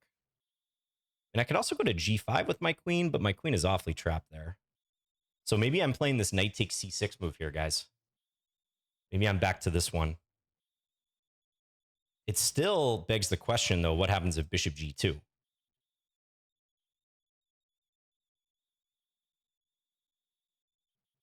Like knight e4, queen h3. Ah, you know what? I've got queen takes f7 in some of these lines. Whoa, hold up. Knight takes c6. Let's say bishop g2. Knight e4, queen h3. I have queen takes f7. Can you believe that? Oh my. Because if king takes knight g5 and I'm saved. Okay, I think I got to go knight takes c6. Deflection.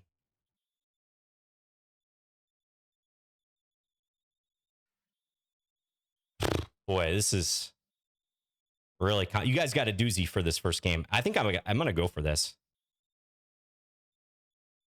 Let's do it. I mean, it feels like the right move too, because I got to get more pieces in the game. I got to go for it. Now we're pretty much even on the clock. Slight edge for me, but sharp position. Neither side's feeling great at this point, time-wise.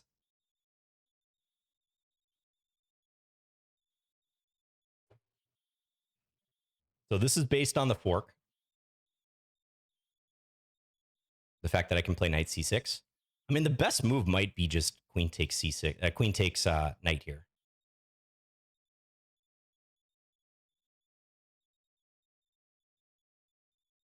But then I get a chance to play knight d5. And I actually reload the same idea. Queen takes d5. I think I can play queen e8 check. Rook f8. And then I take the rook. And then take on d5 at the end. And I'm up an exchange plus a pawn if I've calculated that right. Because remember, in this exact position here we're looking at, I'm +4 material. You got to keep a running material balance at all times. I'm +4.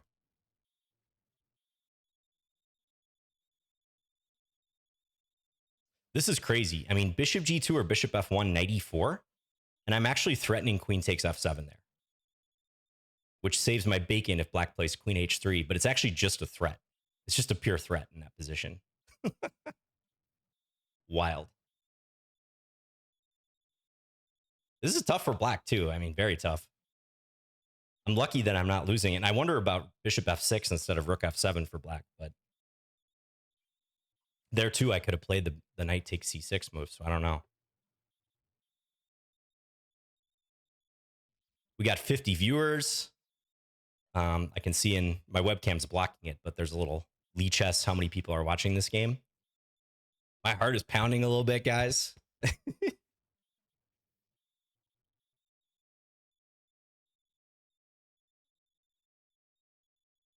I don't know. This is do or die, right? Like, I really have no clue who's better here.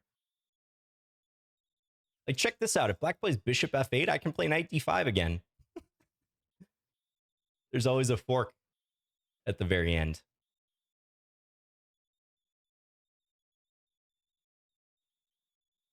I'm glad black is thinking about this move, not me.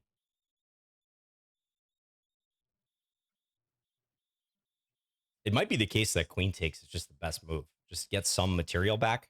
I'm still going to go knight d5, though, I think. And there's e4, though.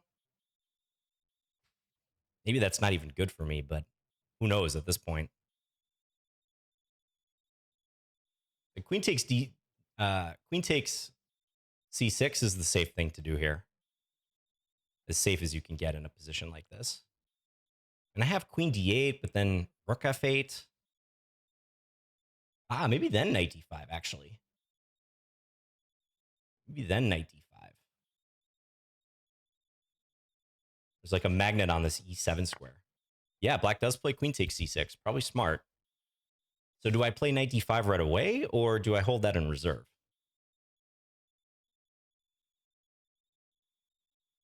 And I'm not sure about this e4 move. So now rook takes e7 is a threat. So knight d5, it's not really threatening much. That's the thing about it. So I'm thinking queen d8 is better. I'm thinking queen d8 is the way.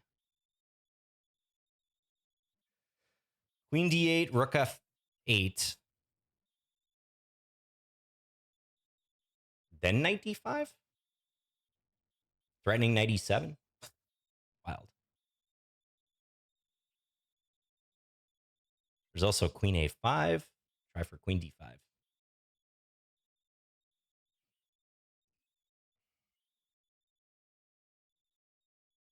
Queen d8, rook f8, knight d5. What about e4 there? Nah, e4 there's fine for me, I think. I think that's okay.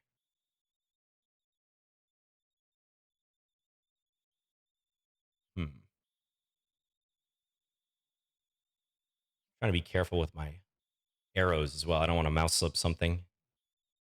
Spoil this game. Knight 5. I mean, it's appealing because knight d5, if black goes queen c8, I can play rook a7, which should be good. But knight d5 e4 is the thing I don't actually know. Knight d5 e4 d4, queen takes c4.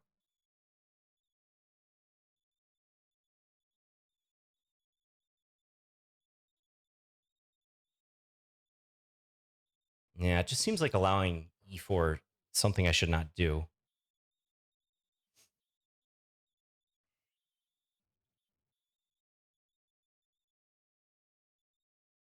At least in that situation. So I'm leaning towards queen d8, followed by knight d5. I'm going to do that, I think. Queen d8, rook f8, knight d5. If rook takes d8, knight e7, king f7, knight takes, there's e4 at the end.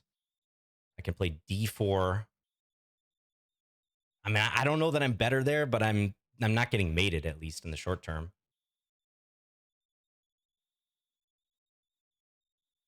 And I think that's what we got to take at this point. So let's just run through that one more time. Queen d8, rook f8, knight d5. Rook takes d8, knight e7. Not even sure where black should put their king. Let's say king f8. Knight takes c6, rook c8. Wait, did I get that right? Queen d8, rook f8, knight d5.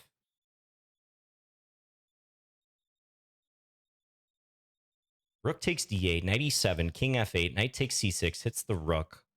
Rook c8. And I can play knight a7. Maybe knight a7 is actually good. Knight a7, rook a8, I was a little skeptical of, but then I can play e4, and I actually keep black out. Okay, yeah, I gotta go queen d8. Let's play it. I'm not even really thinking about queen g5. Maybe I should, but it just looks so awkward over there. I don't like it. It's bishop f6 at minimum, so let's go queen d8.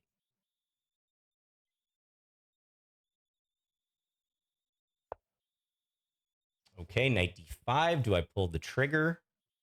I think so, because that was the intention. I could try to repeat here once, by the way. But I don't want to know if I want to give any chance for this bishop f6 thing. Although that it's still funny because I can still play knight d5 at that point. And actually, that probably is really good in that case. Maybe I should repeat once just to see if I can trap my opponent. So here, it might just be a fancy repetition, no doubt. But I think there's also a decent chance that they fall for this trap. Okay, but I got to be practical too because I'm down on the clock at this point. So queen e7, threatening rook a7. Repeat once. Queen e7, bishop f6 is such a natural move. I can see black blundering that. Knight d5. If queen takes d5, there's queen takes f8, and I should win.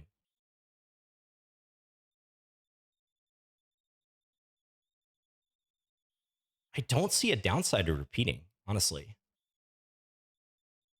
And there's rook e8, but then I have knight d5 again. But then there's e4. There's e4. Queen e7, rook e8. There's also rook a6 there. Rook a6. Whoa. Queen e7, rook e8. Knight d5, e4. Rook a7, though.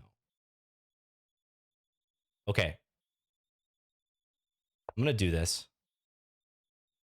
I spent a lot of time figuring out if I can even, get them to repeat, but I think there's a decent chance black could blunder in this situation, which is one thing that's encouraging me to go for this. So rook a7 is the threat. If terror plays rook f7, I think I'm going to play queen d8, rook f8, and then go for it with knight d5. Not going to repeat the position.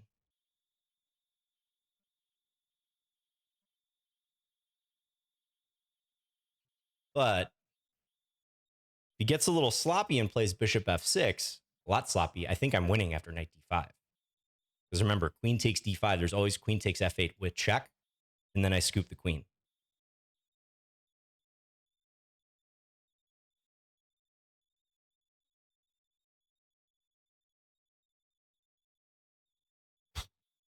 So complicated, guys. Very, very complicated. Yeah, rook f7 played. Smart. So queen d8, rook f8, knight d5, I think is the plan. Let's do it.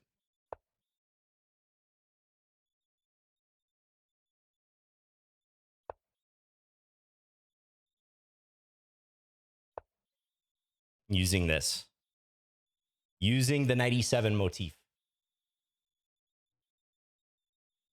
I mean, maybe queens will finally come off the board, but at least I'm up a pawn there. Not happy about the situation around my king. Black having a light square bishop and a pawn that's very restricting.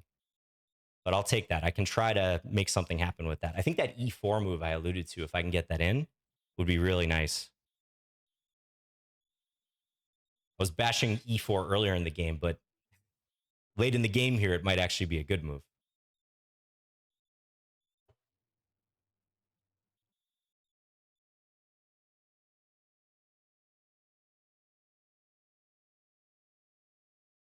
I mean, tough decision for black again. You want to keep queens on board, but I don't know that you can avoid the queens coming off at this point. Whoa, queen b7. I wasn't considering that move. Trying to get in, I guess, on b2. Well, okay, I can play queen b6 here. I can play queen b6. That's probably the default move. There's queen e7 too, mind you. But then queen b2, huh? Then queen b2. Well, queen e7, queen b2. Can't I just play rook a7? Because the check on the back rank actually doesn't hurt me. So queen e7 or queen b6? Knight e7 doesn't make sense anymore. So queen e7. Queen e7 baiting queen b2. It looks dangerous to play rook a7 there, but I think I just win. Because I got that handy h2 square.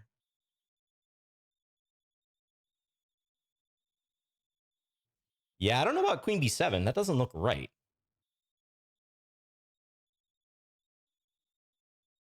So I'm thinking I'm playing queen e7 here, but I'm getting low on the clock, so let's make a decision. Oh, you know, I can take this pawn. I'm not even looking at that. I don't know. Queen b2, I'm a little skeptical of allowing that when I'm not loaded up. I think I'm going to play it safe here. I think I'm going to go queen e7. At least in my mind, this is safe. Queen b7, queen b2, rook a7.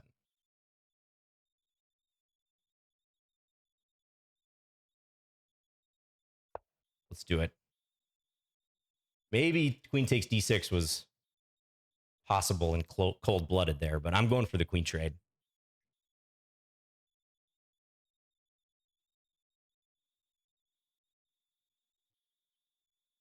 Yeah, I could have gone queen c7 to try to do it too, but I like getting the queen trade in with check if I can. That would be nice. Gives me a moment to play like the e4 move, especially, or maybe king h2 somewhere.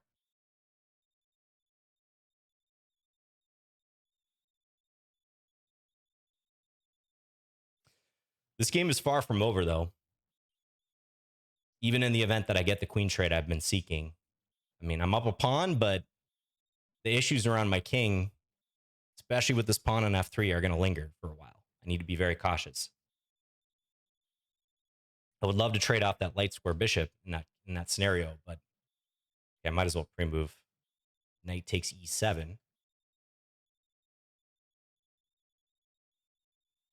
Yeah, maybe black will play rook b8. It's another possibility. Rook b8, I might go king h2, though, if I get the chance.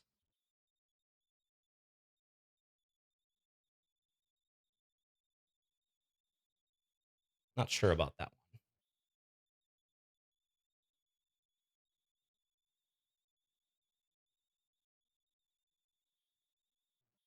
I've calmed down a little bit, though, compared to like 5 moves ago, when black very confidently sacked the piece and then played rook f7. I'm wondering about that bishop f6 move still, but I'll try to contain my curiosity until after the game. I mean, it's depressing for black, but I think you got to trade queens here. Or at least a queen trade's coming very soon if you try to avoid it, because it's hard to see how you postpone that.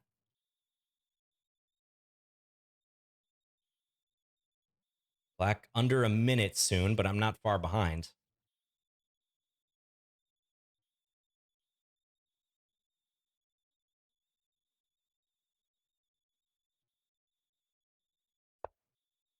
Ooh, queen b2. But wait, this is the move that I thought just loses on the spot. Rook a7. I know a very scary looking move to play, but like d4 doesn't really help. Or e4 rather, I just shut things down.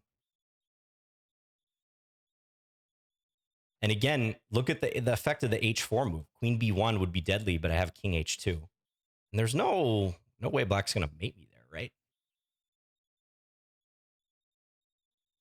I don't think so. So I think rook a7, and the problem is I'm threatening mate, and if black moves the bishop, I mate him on h7. So what gives? I'm just using my last time here because I don't want to blow this when I think I have a winning idea, but it's such a crucial decision that makes sense to just look at it again real quick. Nope, I don't see anything wrong with it. I'm going for it. This game was a big race, you know, me trying to counterattack on the queen side and, you know, create a tactical melee while black was trying to get towards my king. And this might be the denouement and the reversal of that race. Like I get at black's king, actually.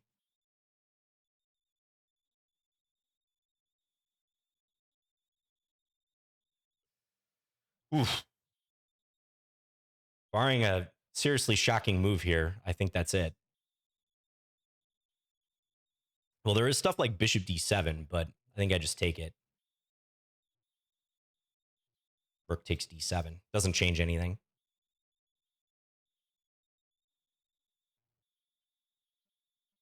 There is stuff like e4 as well, but that also doesn't appear to change much. There's even bishop c3 against that, but I think I'll slam the door with d4.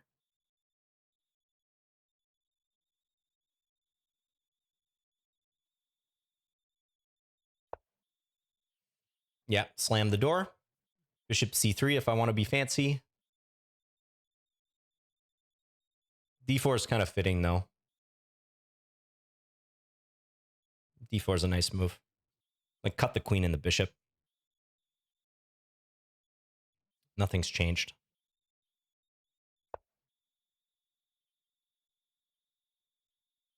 Black was trying to defend here.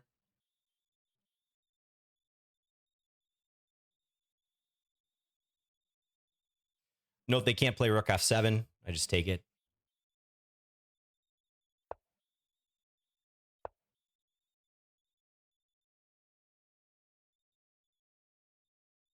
Bishop d7 is about the last thing you can do here. You know, if black had one other major piece or some other piece in the mix, like queen h1, take, bishop check, and then getting a rook in to mate me on h1, but this is not Bughouse.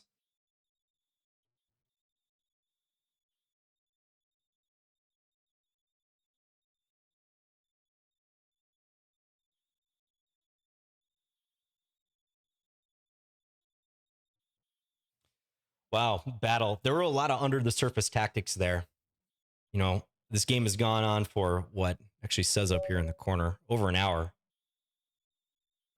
Yeah, there were a lot of under the surface tactics that we can take a look at. So I'm going to try to keep the analysis relatively brief. Let's just thank our opponent, though, first. Thanks, Terror MT. Good opponent. Tricky.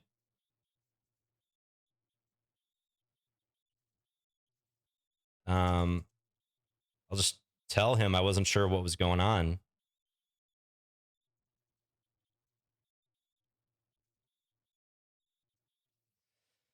Yeah, after Black sacrificed that piece, I mean, it's hard to say. Before I click into the analysis, it's good to have some conclusions. I like how the beginning of this game went. I don't think I was ever that much better, but I just felt like Black was making some minor mistakes. Like, I don't even know if this is a mistake, but Queen B6 to me definitely looks like a bit of an error. But even then, I don't think I got a whole lot. And Black did eventually find a way to start mobilizing the king side. Black was able to take care of the issues on that long diagonal. And then after f3, bishop f1, knight g5, like we're entering critical territory here. And I really struggled on queen a2, finding this queen a2 move, because it was dawning on me like, hey, Black's kingside initiative is just as compelling, if not more compelling, than my queenside initiative. So queen a2 in some ways was like a bailout type move to be able to offer a queen trade at some point. So, yeah, I mean, this was all critical. I'm a little surprised Black went for this. I mean, maybe they were doing so optimistically, but there's a lot of moving parts to making bishop g2, bishop f1 work with queen h3. It's funny because the way the game concluded had shades of what was happening in this position, which I'm sure Terror saw. If Black had played bishop g2 or bishop f1, I would have played rook a7. And then I'm getting there before Black does. I'm mating Black before they mate me. So I think the big question in this position, rook f7 as played or bishop f6, do those moves actually bail Black out? I mean, bishop f6, maybe I play knight d5 there. Pawn takes d5, knight takes d5. Because I always get that fork at the end. And I'd be up a pawn in an opposite color bishop situation. I don't know. Knight takes c6 as played. I mean, here too, bishop g2, let's say. Black didn't go for this. Actually, I'm threatening queen d8, aren't I? Yeah, I missed that. I was looking a lot at bishop g2 or bishop f1, knight e4, and then trying to set up queen takes f7 as a threat, which bails me out in the case of queen h3. But actually, queen d8 is a threat in this position. I didn't put that together. So that's probably why Black was even more so encouraged to take the knight. Repeated. Tried to get Black to mess up, but to Black's credit, he didn't. I think queen b7 was not the best decision. I think Black should actually trade queens here and play this position. Try to play down a pawn, but maybe there's some e4 move that can be snuck in. I didn't quite see a way Black could do that cleanly, but looked challenging. So, yeah, the game ended with Black getting over their skis with queen b2, but wow, very sharp game. Very sharp, very fun game. Thanks again to Terror for it. Let's see. I mean, my prediction is the engine isn't too impressed by my strict theoretical advantage, but it seemed to work in the game in that I had a nice surplus of time in the first half of the game. But I'll be very curious what it says later. I mean, maybe I'm negotiating all this just fine, but sharp position. Not going to be surprised if the engine disagrees. Let's check out the graph. Ooh, okay. That's a prettier graph than I expected. I thought there'd be some dip down into Black territory. Yeah, and Terror getting his props. Very good game.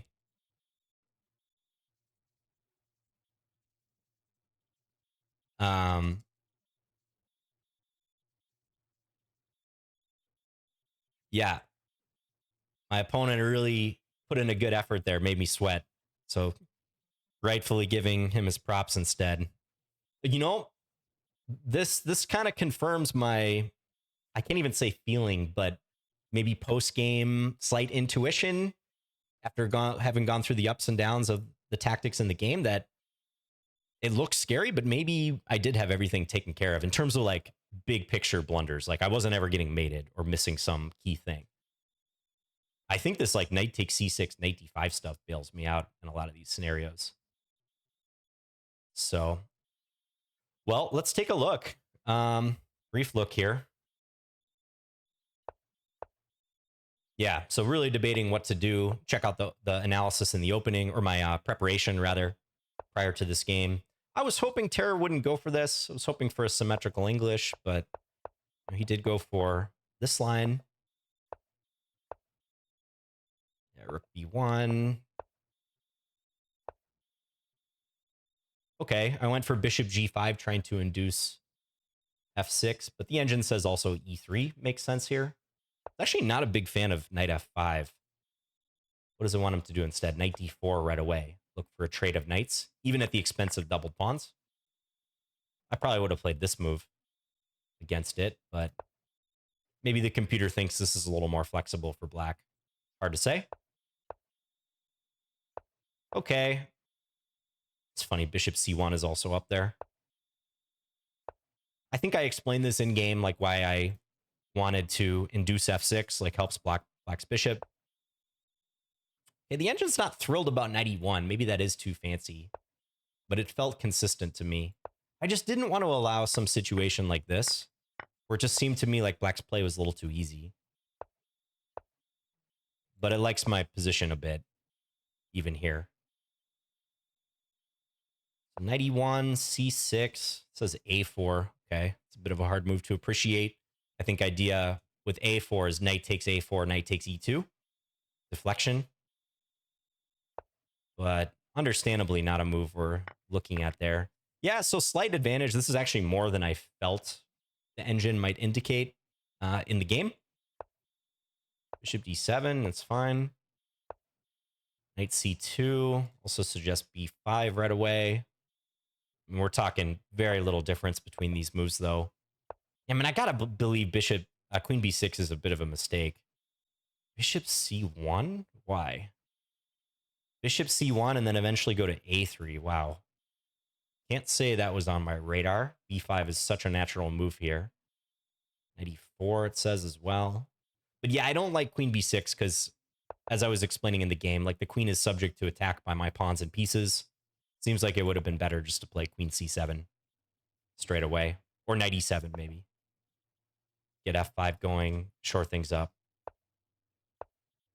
So b5, queen comes back. Black's hanging in there, though. d4 in this position. Wow. Not a move I considered whatsoever. Engine likes it, though. +1. d4. Take, knight takes. So what's the big idea? Like advance, grab space, maybe get in d5 if I'm allowed, or rook e1.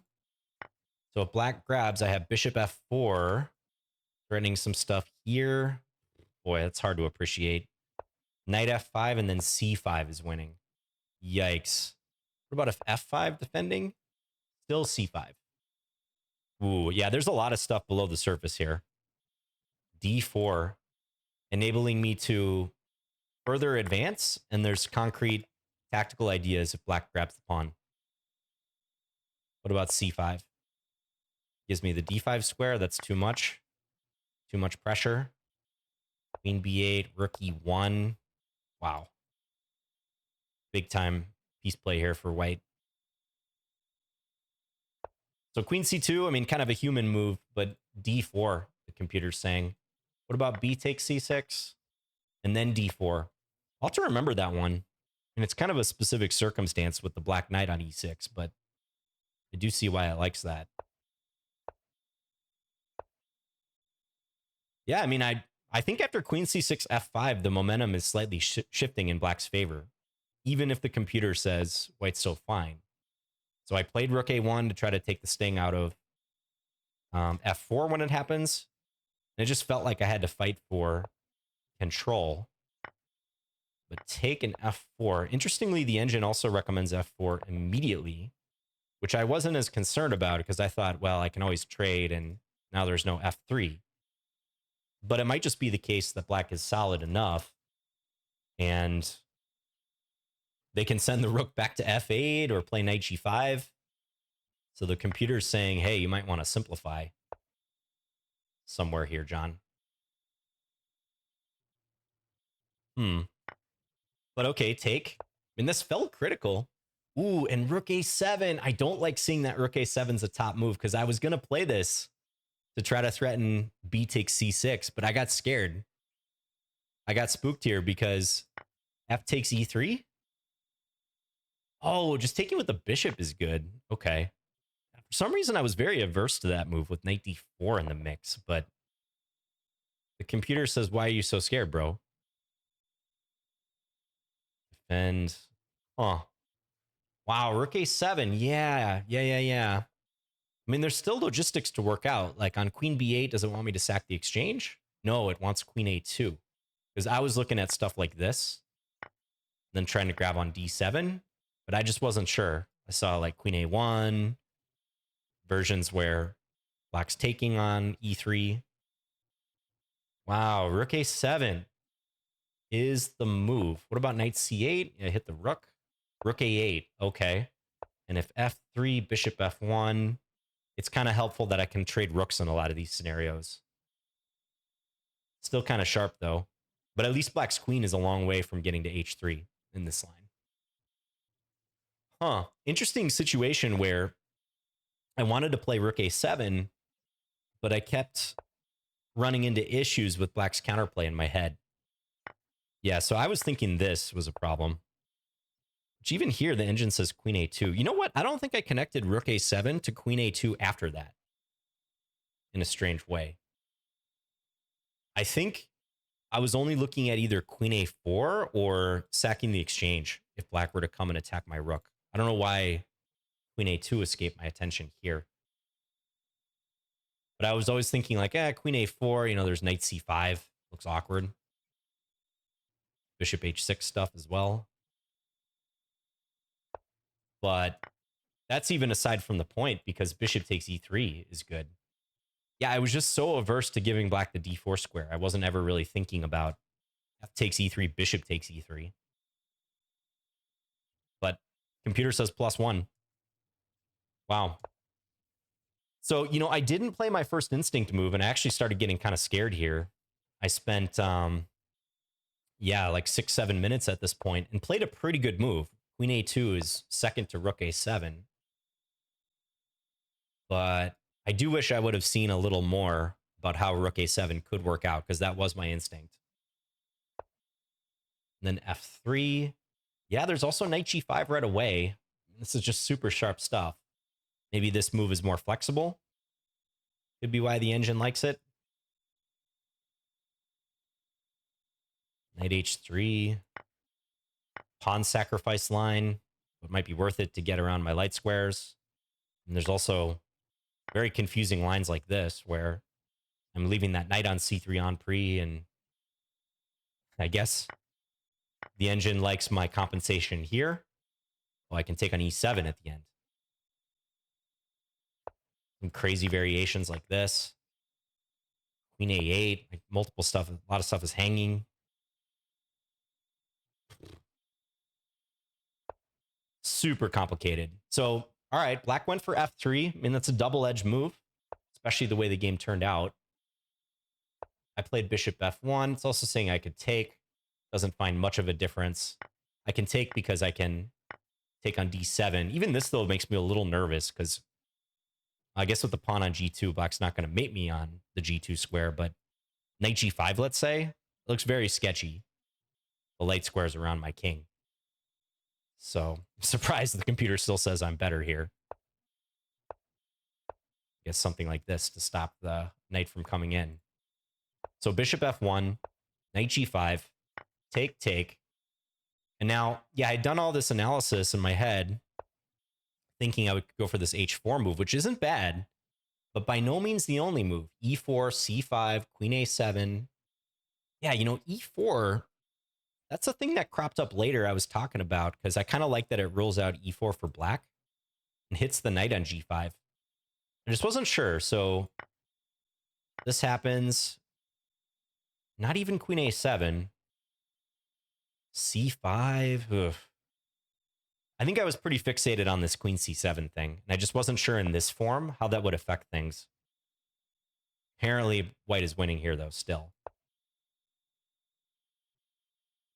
Apparently, white is winning.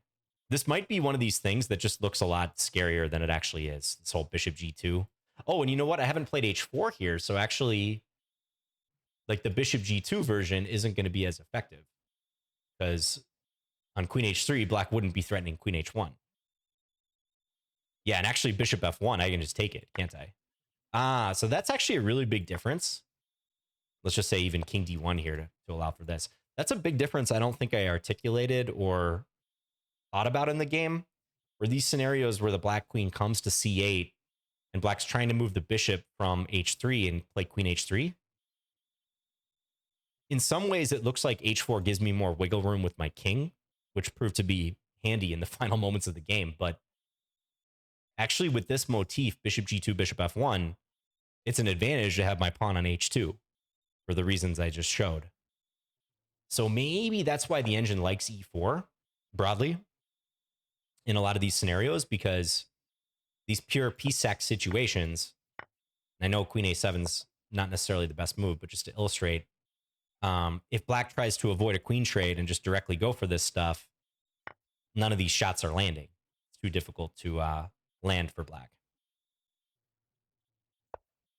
Yeah, so h4, I can see why that's not even in the top 5 moves, although there's some repeats here, so still keeps an edge for me, but I can see why this might have been a mistake. I might have been trying to force things a little too much there. So h4, knight h3 check, that's all consistent.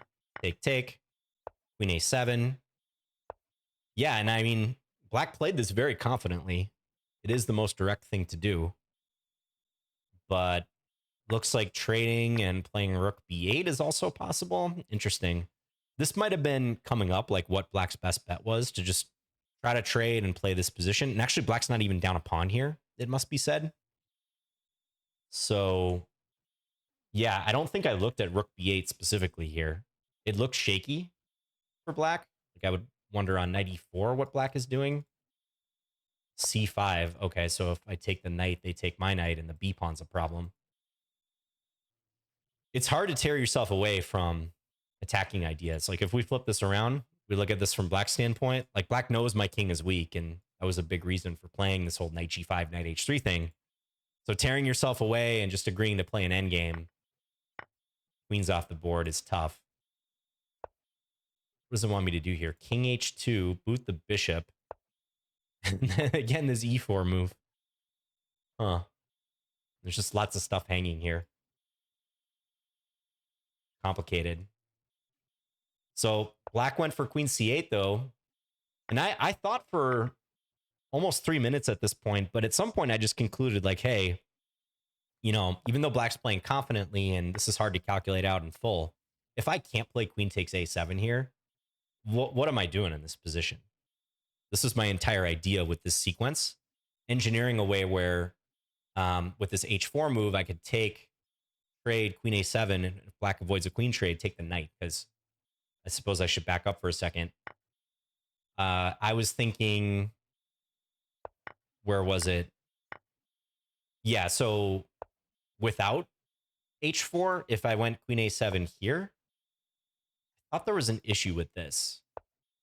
Yeah, it was this bishop h3 move, which, okay, the engine, you can see, says this is winning. So forcing black to occupy the h3 with the knight and only then trade is better than this version, which I think I talked about in the game, but now I'm not so sure. But basically, this accelerates black's queen eventually landing on h3, is the whole point. Black doesn't have to take a pit stop and actually trade pieces first on the h3 square. So, okay, so when this happened in the game, after the trade on h3 and the trade on c6, black should trade queens and defend. Queen d8, I guess, is also a move, although I would have been okay with that because at least black's queen's not occupying a route to get to h3 anytime soon. And even here, e4 is good. Yeah, I think this e4 move just helps in so many cases now that I see it in analysis over and over. It prevents knight f5. It prevents e4 and any issues on this diagonal. It opens my dark square bishop. It is a really nice move. I think in the game I was thinking more along the lines of this. trying to go rook a7. But there is stuff with bishop c8, I suppose.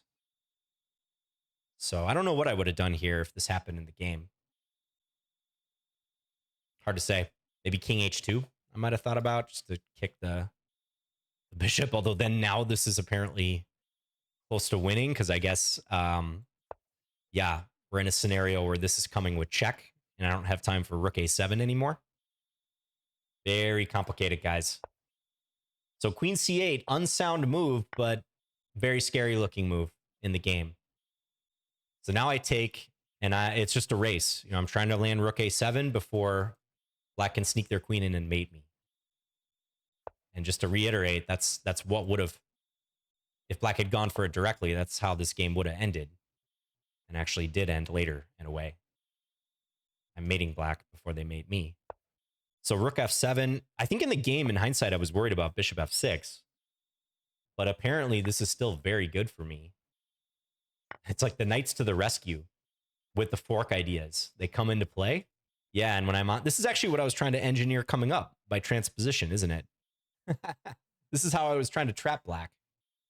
So if black had played bishop f6 here, I guess not only could I play this, which looks a little more cold-blooded, but I can take... What about this move? Does this win too? That's also good. Although not for this reason so much, because black bails with the opposite color bishop ending. I might have mentioned this line. Better for white, but still work to do. For this reason, take, which I guess also threatens rook a7. And maybe I'm threatening queen takes f6 here to make way for the knight to come in. Yeah, so like if bishop g2, can I take on f6? Yeah, I can. Because queen h3, knight e7 is checkmate. Look at that. With black stuck here.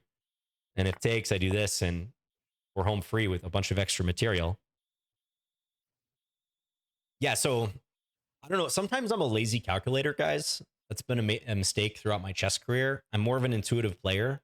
And when it comes to concrete calculations, on occasion, my brain like switches off a bit. But I did sense like my knights would be useful in coming to the rescue with these fork possibilities.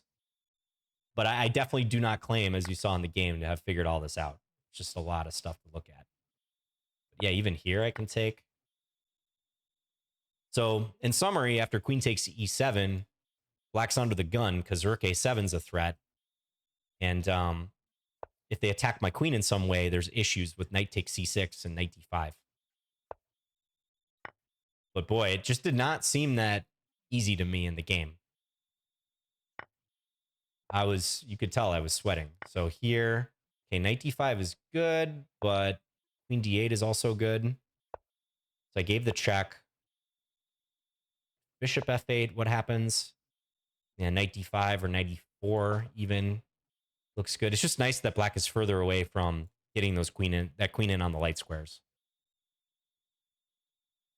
But yeah, it looks like I could have done this right away too, because if black plays queen takes d5, trying to play rook takes e7 on the next move, crucial that I have an in-between check. And I can take black's rook on the next move, and then take the queen, and I'm up an exchange plus a pawn. But not queen takes f7, right? Because black can take with their queen and save their queen in the process. Not that line. So we did this. I was hoping to induce this mistake. This is the transposition thing I was mentioning. The funny way to win. Threatening knight takes f6. And if this happens, I'm up a piece and a pawn again. Same thing. Queen takes d5, queen takes f8 before taking the queen. So check. Knight d5. It actually makes queen a5 better, but I was hesitant to allow queen c8. Interesting that it likes this better, or queen d7 for that matter. Knight d5. Boy, really using the power of the forks to dissuade black from doing something here. Yeah, I'm not going to fault myself for that one. Knight d5 just looked a lot cleaner. Yeah, and the computer says black has to play this ending. So here's what I was going to do against this. Here I was thinking knight a7, which puts me in a pin, but then I was thinking this e4 move. And I liked how this blocked e4 and allowed for bishop e3 even. But admittedly, it's just one pawn. I feel like this will still be a tough position to win. Computer's saying this move, bishop b4. I can go for the pawn, I guess. And this looks a little awkward, but I do see that. I do see that now. So, yeah, in the game, queen b7, I don't think I was even considering that move. But it did begin to feel like black had to trade queens and just play this position. Because knight e7 and the rook coming in, the general shakiness of the black position is too strong. So I went queen e7 here, playing it safe. Yeah, queen takes d6 is good. That's the best move, but I just didn't like not having my queen pressing against the bishop on g7 and the pawn on h7. Yeah, I guess this can always be dealt with by bishop c3, huh? But in the moment, I was happy with being up one pawn. If I could have got the queens off the board and done it with check, I would have been pleased. So again, I think I'm not going to fault myself for choosing queen e7 over queen takes d6, because now I think black must trade queens due to the threat not only on their queen, but rook a7 if they move their queen off of the 7th rank. And that seems to be the case. So it's saying black should trade. And on king f7, I was going to go rook a7 most likely.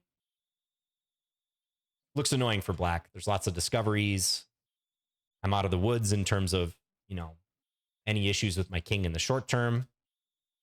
Again, I can see why black didn't want to trade queens at this point. So if I were to point to a culprit down the road, even though the piece sack was technically unsound for black, this whole queen c8 thing, I think the actual culprit for losing this game was not wanting to play pawn down endgame for black, but where they had two bishops against knight and bishop. Yeah. So I think Terra just tried to keep the queens on board a little too long. But then after rook a7, that's all she wrote. Black's just not in time. And it's funny, like the pawn being on h2 versus h4, the role that plays in this game. Because if the pawn were in h2, I'm getting mated. I couldn't do this. But we saw other situations I analyzed, 10 minutes ago where having the pawn on h2 was helpful. When black's queen was on c8 and maybe trying to checkmate me. So yeah, queen takes e7. One of the last straws here. Rook b8 I thought also came to mind.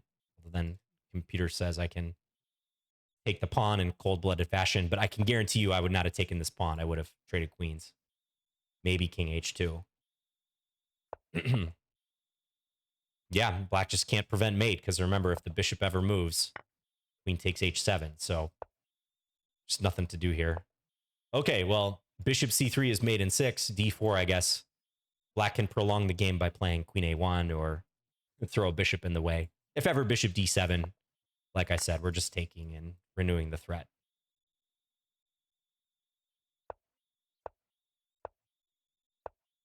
Yeah.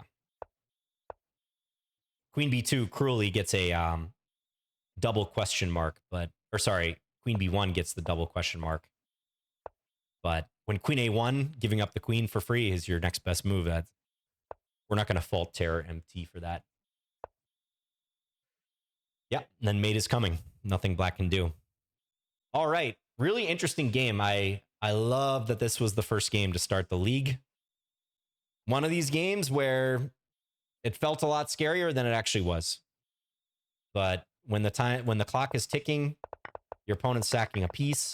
That's why having a little more of an aggressive, go for the throat style can be pretty compelling, because, I mean, look, as the higher rated player, my game plan was to play a quiet game, and I told you guys, like, try to use my experience edge, not take too much risk, but look for a situation in the opening, maybe early middle game somewhere, where I could get a strategic advantage and just grind black.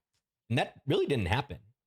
I got a big advantage on the clock, but I think if you're Terror MT, like you can feel very good about this game, because he had chances, even with some of the crazy stuff that was happening with the unsound knight sack. Like if I play one wrong move here, I'm dead, and black's gonna mate me on the light squares. So I happen to have this all secure, but I didn't know that in the game, and I was really not sure about some of these decisions. So a little bit of calculation, but also some trust that I had enough to withstand this attack. Very interesting game. I'll be curious about your guys' thoughts. So this was game one, round one of this 11-week Lone Wolf season. This is a league that anyone can join. They have multiple sections, an open section, and I believe an under 1800 section. Maybe one more, but definitely open and under 1800 on League Chess. That's for classical ratings. Thanks to the league for letting me in, even though I don't have an established classical game. I will be establishing that soon by participation in this league. Check out the league. I'll leave the links down below. Thanks again to my opponent. Hopefully all the games in this season will be this interesting, because I know I had a lot of fun. And thanks to everyone watching, especially if you watched all of this video or a good portion of this video. All right, guys, we'll see you again soon.